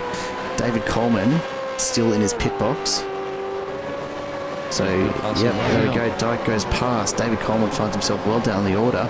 So that is definitely a warning shot to Ty Delaney out in front. Jamie Dyke yeah, that's what I was thinking right now. track. Ty's going to be sitting there for your engineer telling you right now, all right, mate, Ty, keep it out of the fence too. But he's got to be thinking, well, what's the lap times really that's happening? Dyke's doing 33.4s. Ty's doing 32s. So Ty's still got the pace at the moment. And while you're doing essentially the quickest laps of the race, no need to jump down a pit road just yet. No, not just yet, but he's going to have to really think about track too. No how he's traffic going to do on the road. Nothing to hinder him though. Hayden Cupid really struggling with that car. It's copped a lot of damage and he's really having trouble keeping it out of the walls. Mitch Curry right on his tail again now. So Cupid sitting in P3. He's not going to want to put too much more damage on that car because he's sitting very, very nicely for some points here tonight. Quite a distance though up the road to Scott Stevens, who Danny P is putting massive pressure right now on SS Scott Stevens. Yeah, there's Scott Stevens now. So that's that is. This is a battle potentially for race position because these drivers, remember, Danny P's went down on lap 11 as Josh Van Track goes in, so they will be going past Josh very soon as they approach the final couple of corners. Josh is in the pit road right now. No way, and Jake have gone to pit road as well too, so these drivers will gain those two positions from them. They'll move up two positions, both Scott Stevens and Danny P. So a little smile on their face knowing that undercut is paying off for now, depending, of course, they have enough to go to the end. So the pit's starting to happen. Jamie Dyke sitting out in front of those who have made their stop so far. The question will be, how much gap can he reel back from Ty Delaney? And really for Ty Delaney, I don't think he's going to be able to put enough distance on to have any way of getting out It's ahead difficult, of Jamie isn't Dyke. it? Because he's doing a quicker lap times than everybody else. He's doing 32s. It's not just him, but Aiden Cale's doing 32s as well. The only two drivers in the 32 club. The other drivers that have taken those pit stops, Jamie Dyke, Scott Stevens. As we're going to see the overtake potentially. I don't know, you want to stick those in too much yet. He's still got 17 laps to 17 laps to go, Denny P. Hey, can't tell Denny P that, bold, isn't it? He is always racing on the edge. Yeah, it's what we've seen from him But over getting and back over to that again. one, it's a rock and a hard place. 6 to 1, half a dozen to another. You kind of want to retire. Like, if we're doing 32s, these guys are doing 34s. I mean, we're 2 seconds a lap quicker here at the moment, but we do have to take a pit stop. But it's just, do you leave it that late? I mean, to me, if you're doing quicker lap times, you're still faster. But unfortunately, the gap from P1 down to, say, Jamie Dyke is 30 seconds. It's not going to be far enough for Ty Delaney right now, and we're just going to have to wait and see what sort of lap time Jamie Dyke puts in here to get a real picture of whether he's actually closing that down. So he has no traffic to deal with. It's just free. So like that's a 33.8. There you go. Mate. So Ty Delaney's still getting the best of it right now out in front. David Coleman just puts in the fastest lap of the race there at P12 after coming out. 31.8. Fresh tyres every time, mate. Slammed a Danny second P, out there of we go, the up the leaders side alone. of Scott Stevens. Makes it look easy in the end, and now Dean Power's going to get caught up behind Stevens, and he'll be looking to make the pass as well. Scott Stevens right now sitting P1 in the silver split, and he made his pit stop on lap 11. Dean around the outside. Yep, there we go. Dean Scotty. Gets it done, although Dean Power getting very, very loose. So they've just got to hold it together through this fast, tight section before they make it onto, we'll call it a back straight. It's not exactly straight, but the curves are just there for effect, really. It's a motorbike straight. Yeah. Exactly. There you go. Like a Suzuka straight or something like that. All right. So have a look at their... little tank slap around the fence as well too, but luckily enough that through this tricky section, there's a series of lefts here coming up. Kind of like going around the swimming pool in Monte Carlo, but we're about 150 kilometers slower. This is one of the things that we were curious to see tonight. Scott Stevens right now, not actually battling with any of the drivers around him. You have a look at our battle box. Dean Power Head sitting 8th in the gold split. Then 9th, 10th and 11th in gold split are all behind Scott Stevens. He's got no battle with any of these guys right now. Damon McDonald into the pits. So he's going to drop further down. Behind all this battle you're seeing in the picture, so is Robbie Bradley. Robbie fought his way back up, but of course that pit stop's going to drop him down there. Like the 1929 stock exchange. So they will fall behind Scott Stevens, Henry King, David Coleman, Adrian Frenchman may be able to sneak his way past them as they exit pit road. Robbie will drop back down to 17th, 18th, and we'll see the time will count. It's going to be very tricky. Now we have 6 drivers remaining yet to make a pit stop. Ty, Aiden, Aaron, and Axon Jackson at the top 4. Then you go back to Aiden Grinch and Josh Van Track get to make a pit stop. And actually, my apologies, yes, Greg Patrick actually and Adrian still have to make a pit stop, but they're running currently in 12th and 14th. We've got some rubbing there. Greg Patrick getting side by side with Garriosh, and now Jake Robiard looking for a way past as well. So Robiard fresh out of his. There we go. Ties in, Aiden's in. So they're going to lose this one for sure to Dyke. Absolutely. The only question will be how far back they fall. So let's check out. This is Jamie Dyke right now, coming up to what is the third to last here at the Motul corner, and now coming to the last corner. So look, it's going to be a little closer perhaps than we thought, but Ty Delaney's going to have to get a move on and get out of his pit box. He's on his way now, but here goes Dyke. Danny P through as well. So Ty Delaney just out of the exit. Big time. Absolutely. 14 laps to go. Track position is key. It's going to be a question now of how much Ty Delaney can wring out of those new tyres. As we see Van Treek just tacking onto the back of Jake Robiard now. You know, really Ty Delaney. Well, we saw Coleman do a 31 on fresh boots, 31.8. And Delaney's doing 31.9. But Coleman got caught in traffic. He's right behind Scott Stevens, so that's the biggest problem. If you've got those fresh boots and you've got the pace, you've got to have the space to make it work. As Van Treek runs very, very wide there, almost gets collected by one of the later ones. Can we get a replay of Kale leading the pits? Of course we can. Absolutely. Just going to have to give me a moment to have to go back and find that one. So Aiden Kale on his way out from the pit lane here. Ty Delaney right on his tail. Oh, there we go. Big moment. So that's what's happened. Toby has caught it nicely, mate. We might just have a job for you in our production suite, I suspect. Yep. Keep an eye on David Coleman, Scott Stevens, Ty, and Henry King all battling it out currently at the moment for that P4 position. Everybody's made their pit stops on the entire field at the moment, where we have pit stops, of course, in later stages of this race and earlier stages in this race. But at the moment, these drivers of David Coleman, he's very lucky. So he's come out there after his fresh pit stop on lap 22. And he's got ahead of Scott Stevens, so we should be able to hold off Scotty for a little bit. 16 positions gain for him. Ty, of course, leading this race now. He's challenging Scotty into the corner. Last late breakers, Dan Rick style. And easy peasy. Makes it look easy, I tell you. It's not easy, but there you go. Ty, up with the fight. Again, though, Scott Stevens not in the fight. He's just enjoying his 17.5 second lead in the silver split. Absolutely insane. Scott Stevens just driving consistently, and it is paying off. Aiden Kale, you can see, pushing to pass Henry King, and in fact, it looks like he's gotten past in the background there. We'll stay with Ty Delaney, though. This is the first of his hot laps since making that pit stop.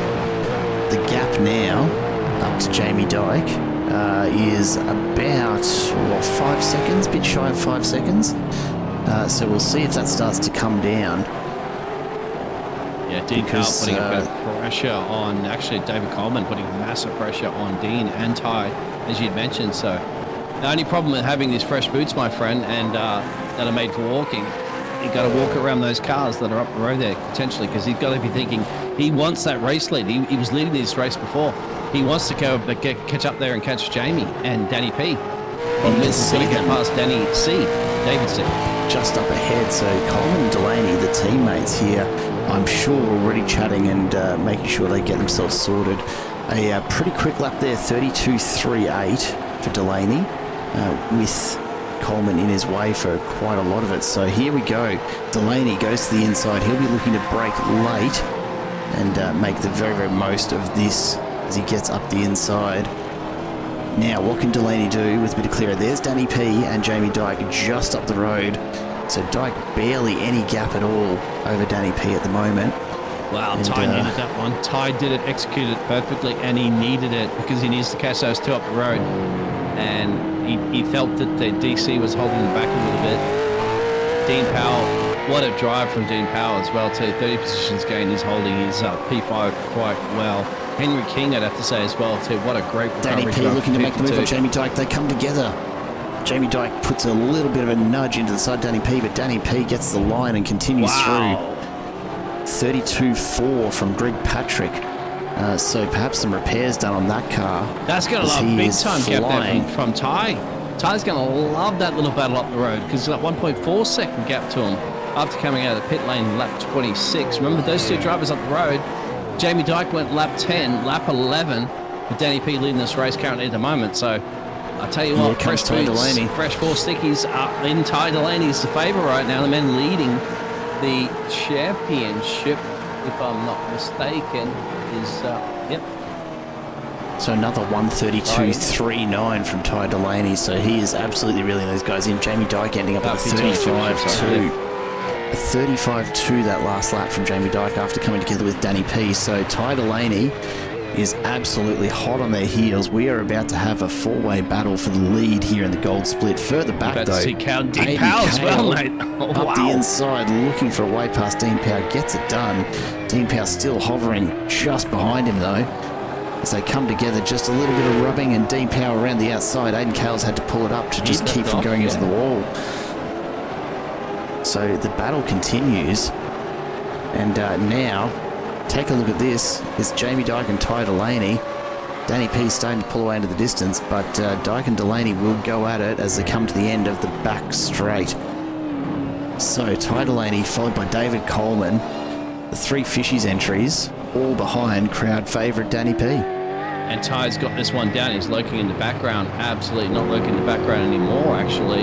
Top three separated by about a blanket we could throw on a picnic here in Detroit. That's how close it is. Bit of live traffic to deal with up the road as well too. But with that Ty, he's throwing a little bit of dummy left and right there at Jamie Dyke. These are two drivers leading the gold championship, and of course we know it went to Jamie Dyke's favour. Ty wants to get his maximum points at the moment. He wants to get this to overtake on track at the moment. Danny P's up the road here. This is going to be spicy and dicey. It's the feature race here at the MC Motorsports. It's V8 Supercars and it's Detroit. Jamie Dyke somehow managing to hold him off. Now Dyke stays defensive as they make their way past, I think that's the 31 entry of poor old Darren Lofton. He's had a rough trot tonight in that SES entry. But here we go, the top four separated by almost nothing right now. Danny P, Jamie Dyke, Ty Delaney, David Coleman. We've got 9 laps here left to go, and it is absolutely on. Delaney riding those curbs, trying to extract just a little bit of extra pace as they come onto the back straight once again. He's got a great exit. Jamie Dyke's going to have to stay defensive here if he wants to keep Delaney from making the pass. Let's see, there he is. He's staying to the inside of the track now, pushes Delaney wide. Oh, Jamie Dyke, he's got a lot of work to do here. Ty Delaney is on a rampage, much fresher tyres. 16 laps the difference between the two pit stops.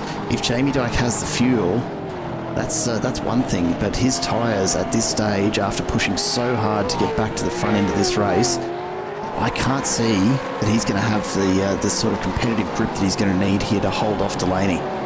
It's going to be one of those absolutely fantastic drives. Oh, you can put that one on your resume and say this has been fantastic. Of course, if Jamie Dyke can get himself even that P2 position and P1 position will be even better.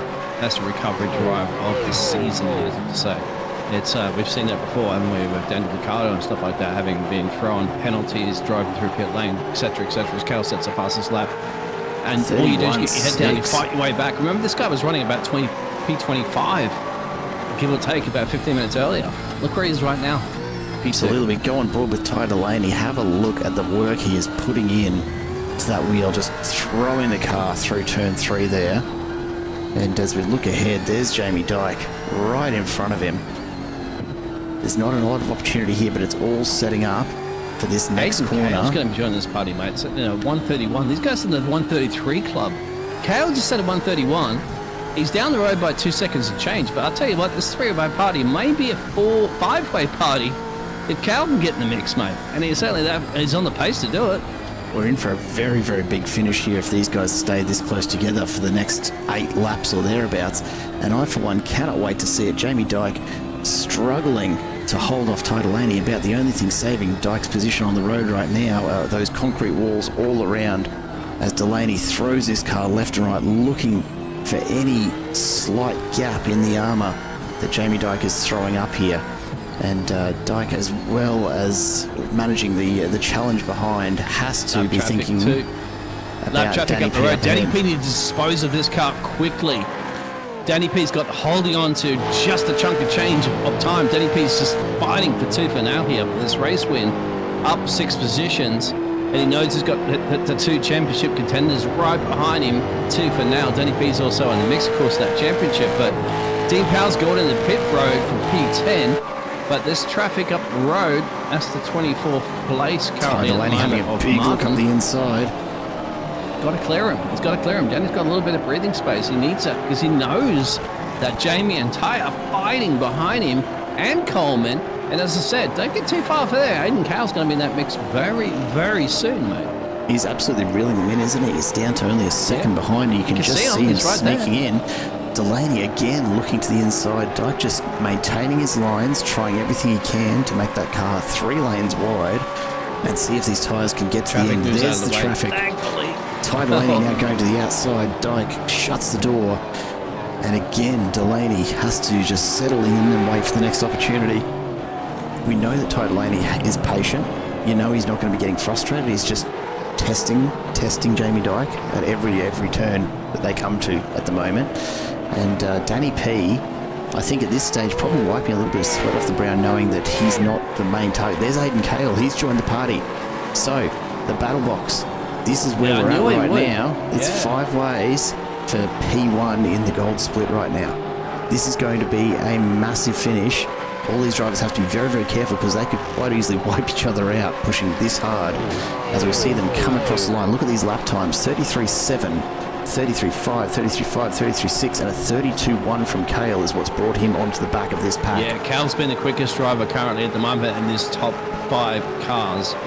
The problem is now he's caught, he's in the dirty air. He's had to sit back, relax, and then get his popcorn and enjoy the show because... Lock up, Danny P. Lock up! Danny P into the wall. Jamie Dyke recovers P1. Oh, one little mistake like that. That's the thing. Danny P was just applying all the pressure has been applied to him. Aiden Cale gets through David Coleman in the background. So Aiden Cale's gone through on David Coleman. Oh, this has changed very quickly. Keep an eye out for Aiden, mate. Wow. Ah, loosey-goosey from Ty. Gets a loud pedal down there. He's fishing it, literally, for the Fishy Motorsports entry. He's got his teammate up the road there. Cale's on a rampage. Keep an eye out for the 151 Ford. Now, Aiden Cale, he's got tyres about the same age as Ty Delaney, so it's not a tyre thing. He is just absolutely rampaging through at the moment. Has got this car finally balanced. And right now, Ty Delaney's going to have to divert his attention from Jamie Dyke in front because Aiden Cale wants to get in on this, wants to get past as well. And Ty's getting loose, isn't he, mate? Ty's getting really loose coming out of those corners. I think he's looking forwards, he's looking backwards. It's a difficult place to be as a motorsport driver. You're in the mix here of Detroit Motor City, Concrete City. Got to keep out of the barrier first. And then, not to mention, you can look forward, there's a car there. You look backwards, there's a car there. It's motor racing as it's fun. It's MC Motorsports. These drivers, these gladiators, these Centaurians are tooth and nail battling, mate. 6 laps to go. And Aiden Cole is on a rampage. Don't forget DC in the background there. Danny P's not too far down the road. Action, here we go. Setting up the inside. Ty Delaney has lost a lot of time there somewhere. Is he going to try and go? He can't. Cale gets through. Ty. DC's in the background lurking. Jamie Dyke now in the lead after being back at P25, serving a penalty after leading this race earlier. But he's got Hayden Cale on his tailpipe. Hayden Cale's on a rampage. He wants to win this race. He's smelling victory, and he knows 6 laps to go. He can get it here. He's got a couple of places down in the last couple of laps here. Tyres in P3 right now. David's at DC's at P4. But the man leading this race, Jamie Dyke. He's hanging in there, isn't he? Let's go back quickly here and take a look at this. I'm just trying to pick if there's been an issue with Ty Delaney. He's just not got the pace out of turn 2 there, has he? Yeah, it's got really struggled. He's sent it for a couple of corners at the moment. The loud pedals just, the rear end's just glowing. Those tyres have just been baked, mate. He's cooked them, in Australian, you know what it's like in a Queensland summer down at the beach. It's just cooked. And at the moment, he's just going to have to hold on to that third place, cool those tyres down, cool his championship hopes down a little bit. This could be one of those races, mate, that you look back mid-season and go, this is where it's won and lost. Here comes Hayden Cale, looks up the inside. No pass there, but he's putting the pressure on. A little bit of a nudge there, just to let Dyke know that he's on his tail. And Jamie Dyke, I imagine, probably won't appreciate that one so much. Ty Delaney in the background. Let's go back to David Coleman now, because he's got a view of all the action. And at this point, I think he's probably just happy to sit in and wait and see what happens. Look at the amount of debris being thrown up by the cars in front. I'm hoping you can see that at home, because we are seeing it all over David Coleman's car. There is heaps of rubber all over this track. And these guys have... Get it out of my mouth. Tastes delicious, doesn't it? Tastes like motorsport. Smell like rubber in the morning. Yeah. Absolutely. Here and Monday nights here in Australia. Very, very loose there. Jamie Dyke gets the better drive out of the corner. We'll jump ahead to Ty Delaney's car, because he's got a box seat for this battle. I've got a feeling Hayden's going to send this one soon, mate. He's going to send it. He knows that he wants to get this one from Jamie Dyke. He's fighting his way tooth now. He's clearly one of the quickest cars, if not the quickest car on the track, that 151 there. And he knows that he doesn't want to have Fishy Motorsports, all dominating anything he can do. If he get past Jamie, he knows he's got this one in the bag. He's very, very close up to the fence there, buying it some flowers early here for Valentine's Day. The sparks flying as they rub those panels along these concrete walls here at Belle Isle. Hayden Cale using every little inch of the track. We're on board with Ty Delaney right behind them. He's just hoping to pick up the scrubs at this point. I think wisely just backing it off a little. We know this isn't accidental from Ty Delaney. He's nursing those tyres a bit, but there's Hayden Cale, big mistake, and Delaney capitalises. He goes through, and we make our way down the straight once again. David Collins gone through as well. Lose two. Yep.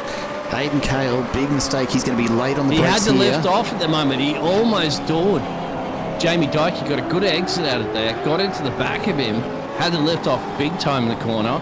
Actually pushed him close to the fence, had to lift off even more and lost those 2 places, essentially almost 2 places. That DC still managed to keep ahead there of DC, but tell you what, that's what happens when you try to put pressure. Look at this at the moment, Ty setting up the inside on Jamie Dyke. The battle for the 2 championship contenders, 2 for nail here. Can't separate them, can't throw a blanket between them. And we're on lap 37. We're going to take a quick look back here, because Scott Stevens has had a big issue. He's been out in front by 15, 16 seconds. Jake Robiard now reeling him in for the silver split. So there's Robiard just behind him. So it's going on back here as well. But we jump back up the front because Hayden Cale back into P2. Ty lifted off. He's allowed DC through. A big issue. Yeah, he had a big issue onto that back straight, and that's cost him a lot of time and position. Danny P in the background starting to reel him in, but he's not going to be amongst this in time.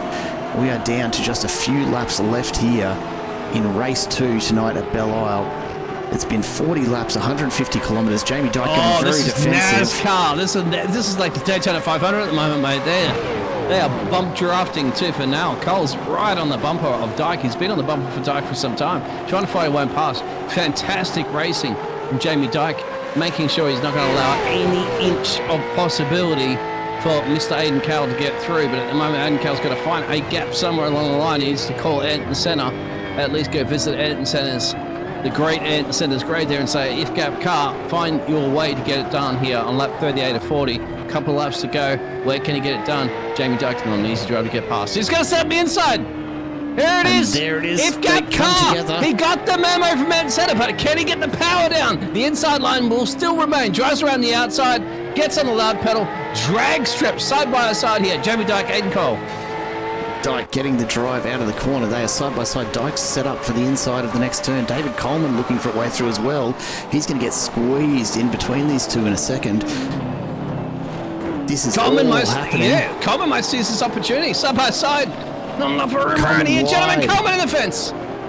Coleman, after battling so long amongst his top four, drops away, finds himself in behind Danny P, so he's out of this one. Jamie Dyke, look, you've got to wonder at this point, is Aiden Cale just holding on for another last lap effort to really cement this, because he doesn't want to have Dyke chasing him. Last little late breakers, last little late. There's a mistake, There's and contact. there it is. There's Dyke's into the contact. fence. Dyke's dropped a piece, 5-6.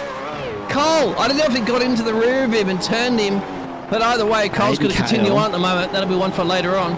Aiden Cale passing Jamie Dyke there. Look, let's go back and take a look, because I mean, they're on the bumpers, mate. It's almost like it's NASCAR style. We'll probably see Daytona, but have a look at it. He gets in. I don't know if actually it looked to me let's go like have a Dyke look got at a this. little loosey-goosey coming on, didn't he? I mean, I don't know if he tapped him. It's a hard it's angle to see.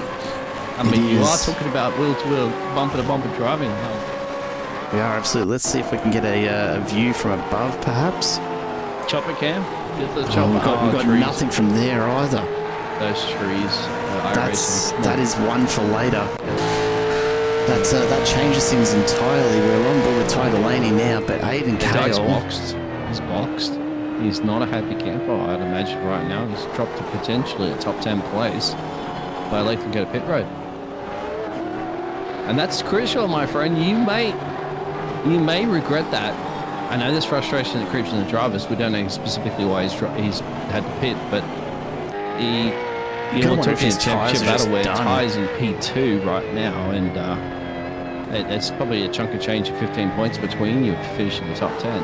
That might come back to haunt you later in the season. Oh, look, this is what drop rounds are for, I suppose, but yeah, not what we'd hoped to see for Jamie Dyke there at all. Aiden Cale now looking fairly comfortable the last lap, as Ty Delaney, his tyres starting to give up. He can't hold with him, so this looks like it's going to be Aiden Cale's night. Ty Delaney And doing everything he can to catch up. And AG in the back of Danny P as well too, so that's also a crucial battle there for the P4 position. I don't know whether or not Aaron's going to Here send comes it Gilbert round the on outside. Daniel.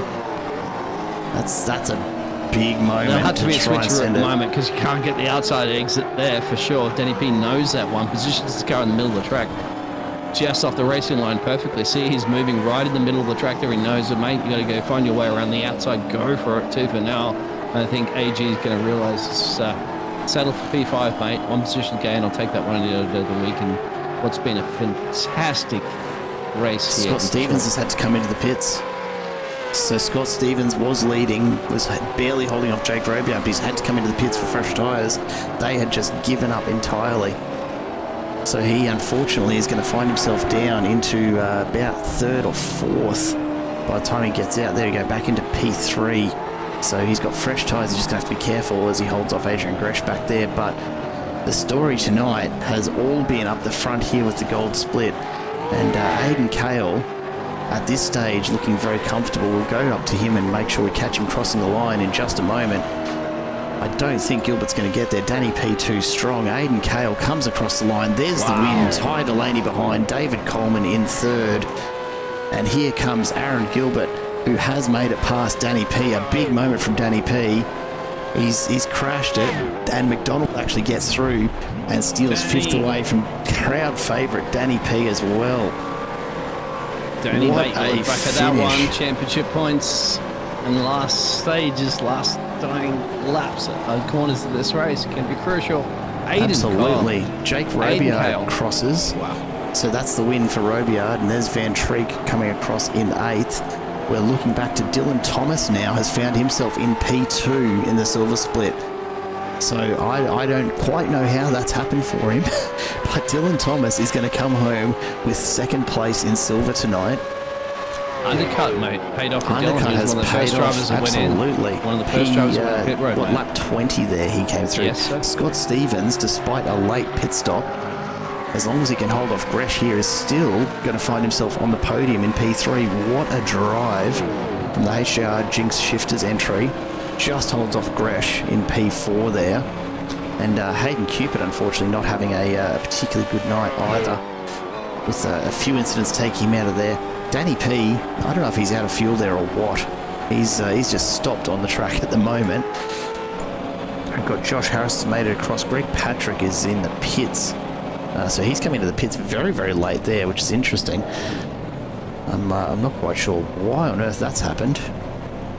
But in any case, it looks to me like it is all said and done here for the second race. We wait now for the last of the drivers' results to be counted, and we will go to the results before we have a chat to our race winner, hopefully in just a moment, with Aidan Cale. Waiting on the just the last of the drivers to have theirs counted, and this is how it looks at the end of race number 2. So the gold split, Aidan Cale with the win, holding off Ty Delaney in the end ahead of David Coleman. Aaron Gilbert, Damon McDonald ahead of Danny P in P6. Unfortunately, a late incident there. I don't know if he crashed, if he just ran out of fuel. It's actually looking at the driver's chat, Danny P asking for a push. I suspect he actually ran out of fuel at the last moment, and that's how Aaron Gilbert's got past. Nicholas Garriosh in P7, Josh Van Treek in 8th, 9th goes to Jackson Austin, and Robbie Bradbury finishing in 10th. We look to the silver split, where the story looks a little bit different. Jake Robiard there getting P1 ahead of Dylan Thomas by 25 seconds, making it look easy in the end. Scott Stevens, unfortunately, just couldn't make it to the end. Did end up, though, with a P3 ahead of Adrian Gresh. Then Cupid, Harris, Bakir and Patrick ahead of Lipsky and Darren Lofton. And we go now to our third place finisher, David Coleman. Welcome back to the booth, mate. You had a box seat to watch that one all unfold, didn't you? Yeah, it's a bit of a tough one. It's going to be a good debrief in the fish room, mate. So if you want to broadcast that, I'm sure it should be better than the race. I don't know I'm game to, honestly. That was one hell of a battle between the three teammates, not to mention Danny P in amongst it as well. And yeah, look, the end result perhaps not what you would have hoped for, but Ty Delaney and yourself just back and forth right throughout the last 10 laps or so there. Mate, how are you feeling after that one? I'll give you the truth. There's a one quote coming from a 1JD, and I actually feel a bit hard done by. We had the pace, but I get Jamie was on an alternate strategy. But mate, like, credit to him, credit to Aiden.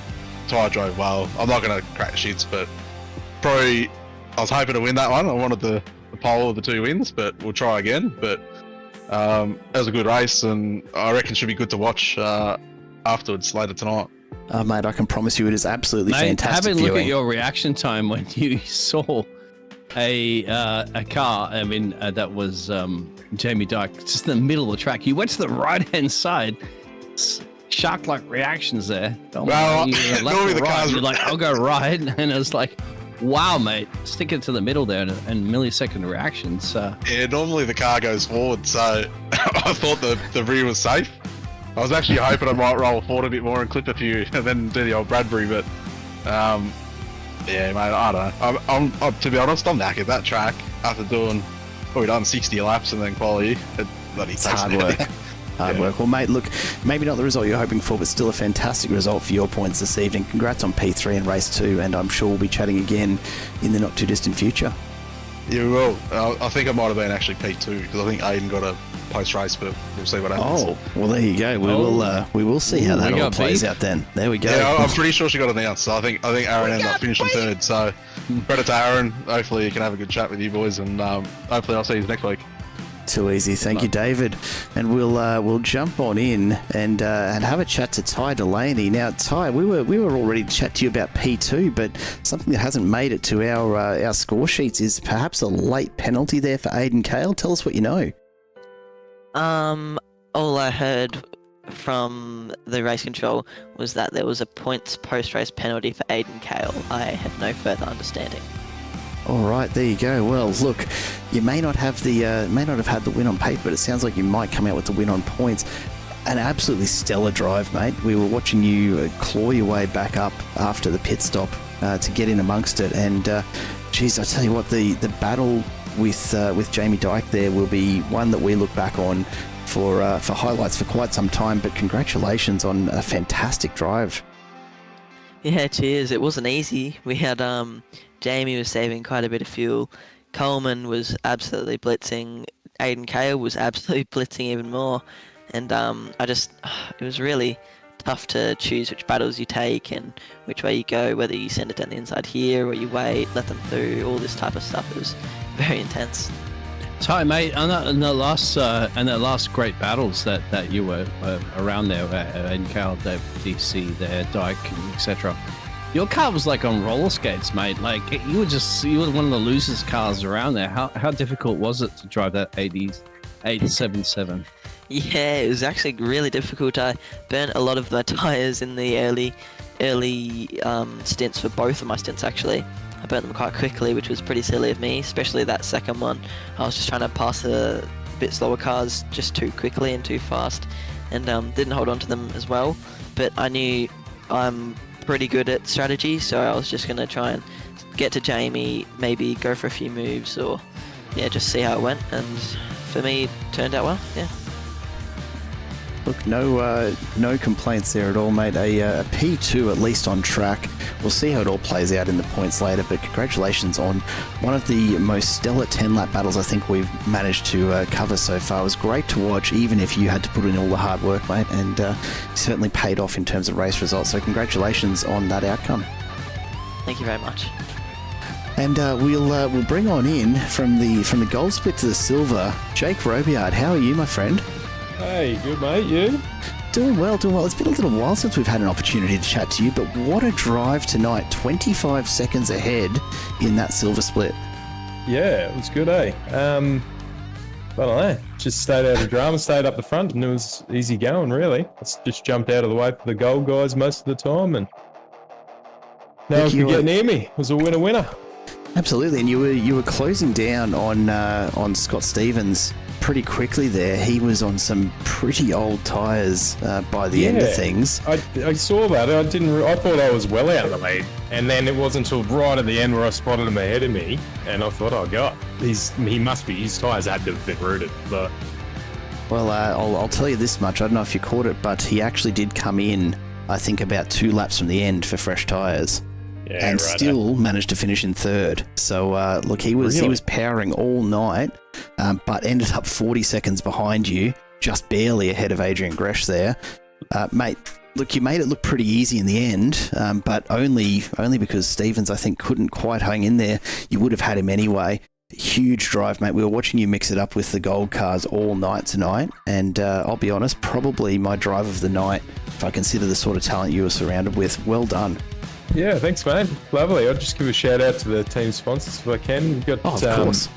Everything Simulated, RSW Graphics, RKS, Adrenaline Events, and Home Computing. And finally, a big shout out to my Mrs. Emily, who loves me doing this. Yeah, you gotta shout that Mrs. out, mate. Otherwise, you'll slip in your racing rig tonight, the Everything Simulated racing rig. Mate, as well too, how did you find tonight being mixed up with the gold class, of course, because of the shorter grids and everybody's recovering from Bathurst and so forth?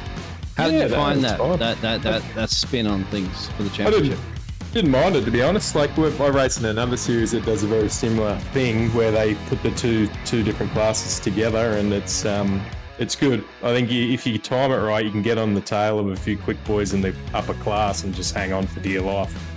And you'll get dragged along, get some good laps in behind them. Okay, a good set of results all around, mate, and can't be upset at all, I suspect, about the results for you this evening. We'll take a look at the championship standings in a little while and just see how this might mix things up. But, mate, go and get some rest in, because bloody well earned after that drive. Yeah. Lovely, no worries. Thanks, boys. Cheers, eh? Sorry for Cheers, butchering Jake. your name. I think Jared pronounces that one correctly there, Jake. But, It's Hey, mate. Rebillard. If you Billiard, yes, yeah. So we're both off the mark. Hey mate, Rebellion. There you go. you put your name where the results are. And- That's it. and It doesn't so bother me, GG's mate. for that As one, long, mate. as long as you're having a crack at it, that's all that counts. Jacob, bloody good drive. Not Congrats cracking on at your P1. quick racing, mate. You get the job done on track. So GG's. Righto, boys. Cheers, eh? So we'll take a look now to finish the night at some of the provisional results, and of course, talking before drop rounds and all that as usual, Biggles. Let's take a look first of all at the gold split and what tonight could mean. Again, drop rounds to come here, but Jamie Dyke, unfortunately, looks like he may stand to drop a couple of places here. Again, pre-drop round, so we'll have to wait and see what happens. But not much change at the top of the board anyhow. The three Fishy Motorsports No, entries not at up all, mate. there. And Aaron Ty's Gilbert, always Danny there. P, pretty comfy. DC was there as well. Great results, of course, finishing provisionally third in this race as well too. Ty finishing provisionally second. And Jamie Dye, but you got to give it to him, man. He had to battle his way back up through after that penalty as well. So nothing holds that man down, and I don't think any of the other drivers around him in this championship are going to be like, you know, they mentioned it in the interviews as well too that Dyke is a powerful, you know, scary driver. It's like a Schumacher-esque, Lewis Hamilton-esque. They never give up, they never surrender, and they always fight their way through the field. And he did fight his way through the field, remember, like, and he was Twice leading over. the race, Absolutely essentially 25 huge. places gained in this feature race, and battled his way in there. And they're throwing everything at him, the kitchen sink, and he still managed to get some great results as well too. But so don't count him out of that championship for sure. Might drop a couple of points depending on that situation provisionally, but certainly don't count that man in that championship. No, and this week is the last of the drop rounds, so everything from here on, we're actually going to get a real picture of the standings at the end of each round. So as we get to round 6 next week, it'll be the first of the Enduros as we head to Sandown. And yeah, we're going to be talking about some real points at the end of every round. No more drops. We'll see where everyone lands. Let's talk about Silver for a moment as well. And Jake Robiart, again, before drop rounds, that one's looking like a very, very profitable evening for him. Likely to jump to P1 from 4th. So a big change there. Ryan Palmer had a shocker tonight, so he's likely to drop a couple of spots there as well. Hayden Cupid and Scott Stevens, though, will stay at the top end of the field.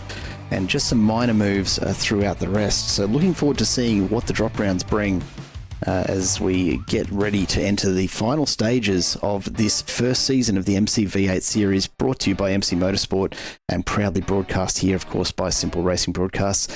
Biggles, it has been a cracker of an evening for our first time combining the splits, mate. I reckon we missed half of what was going on tonight, and I don't know how we possibly could have captured it all. Yeah, it's difficult when you have the split series, of course, where they both had their own challenges that we usually do broadcast separately, but it had to happen that way. Dylan Thomas, you have to mention that one too, for the Fishy Motorsports entry. He finished 11th in this race. He gained a couple of places in the Silver Championship as well too, Fishy Motorsports entry. And, you know, that it's these little moments that shine for these drivers that will make a big difference in the championship because it's close. There's not many points that separate, you know, winning yourself a P1 or a P5. You just got to be consistent. I think that's the reason why Ty now is right up there in the points hunt. And we don't know what's going to happen with Aiden situation as well too, but you got to give it to Aiden Cowell. What a drive. He did the earlier pit stop as well too. They boxed on lap 26. Him and Ty boxed on lap 26. David Coleman boxed on lap 41. Aaron Gilbert that finished in P4 provisionally, boxed on lap 41. Huge nights. Big strategy mix-up towards the end of the race there, but so much action that we caught, didn't you? Absolutely. On the screen there, and it only takes one little mix, one little shift, one little fence comes out and bites you, and it's all swisheroo. Absolutely it is. But look, we've got plenty to look forward to. Next week we head to Sandown. Of course, the drivers will be running their qualifying on Sunday. We'll bring you the highlights of the top 10 shootout before we get underway with racing next week, and the Sandown 200 lies in front of us. Because it's been a pleasure as always to have you here in the booth, and I'd like to thank you once again for joining me here for this broadcast this evening. Thank you, boss. It's a pleasure as always. MC Motorsport's all the way.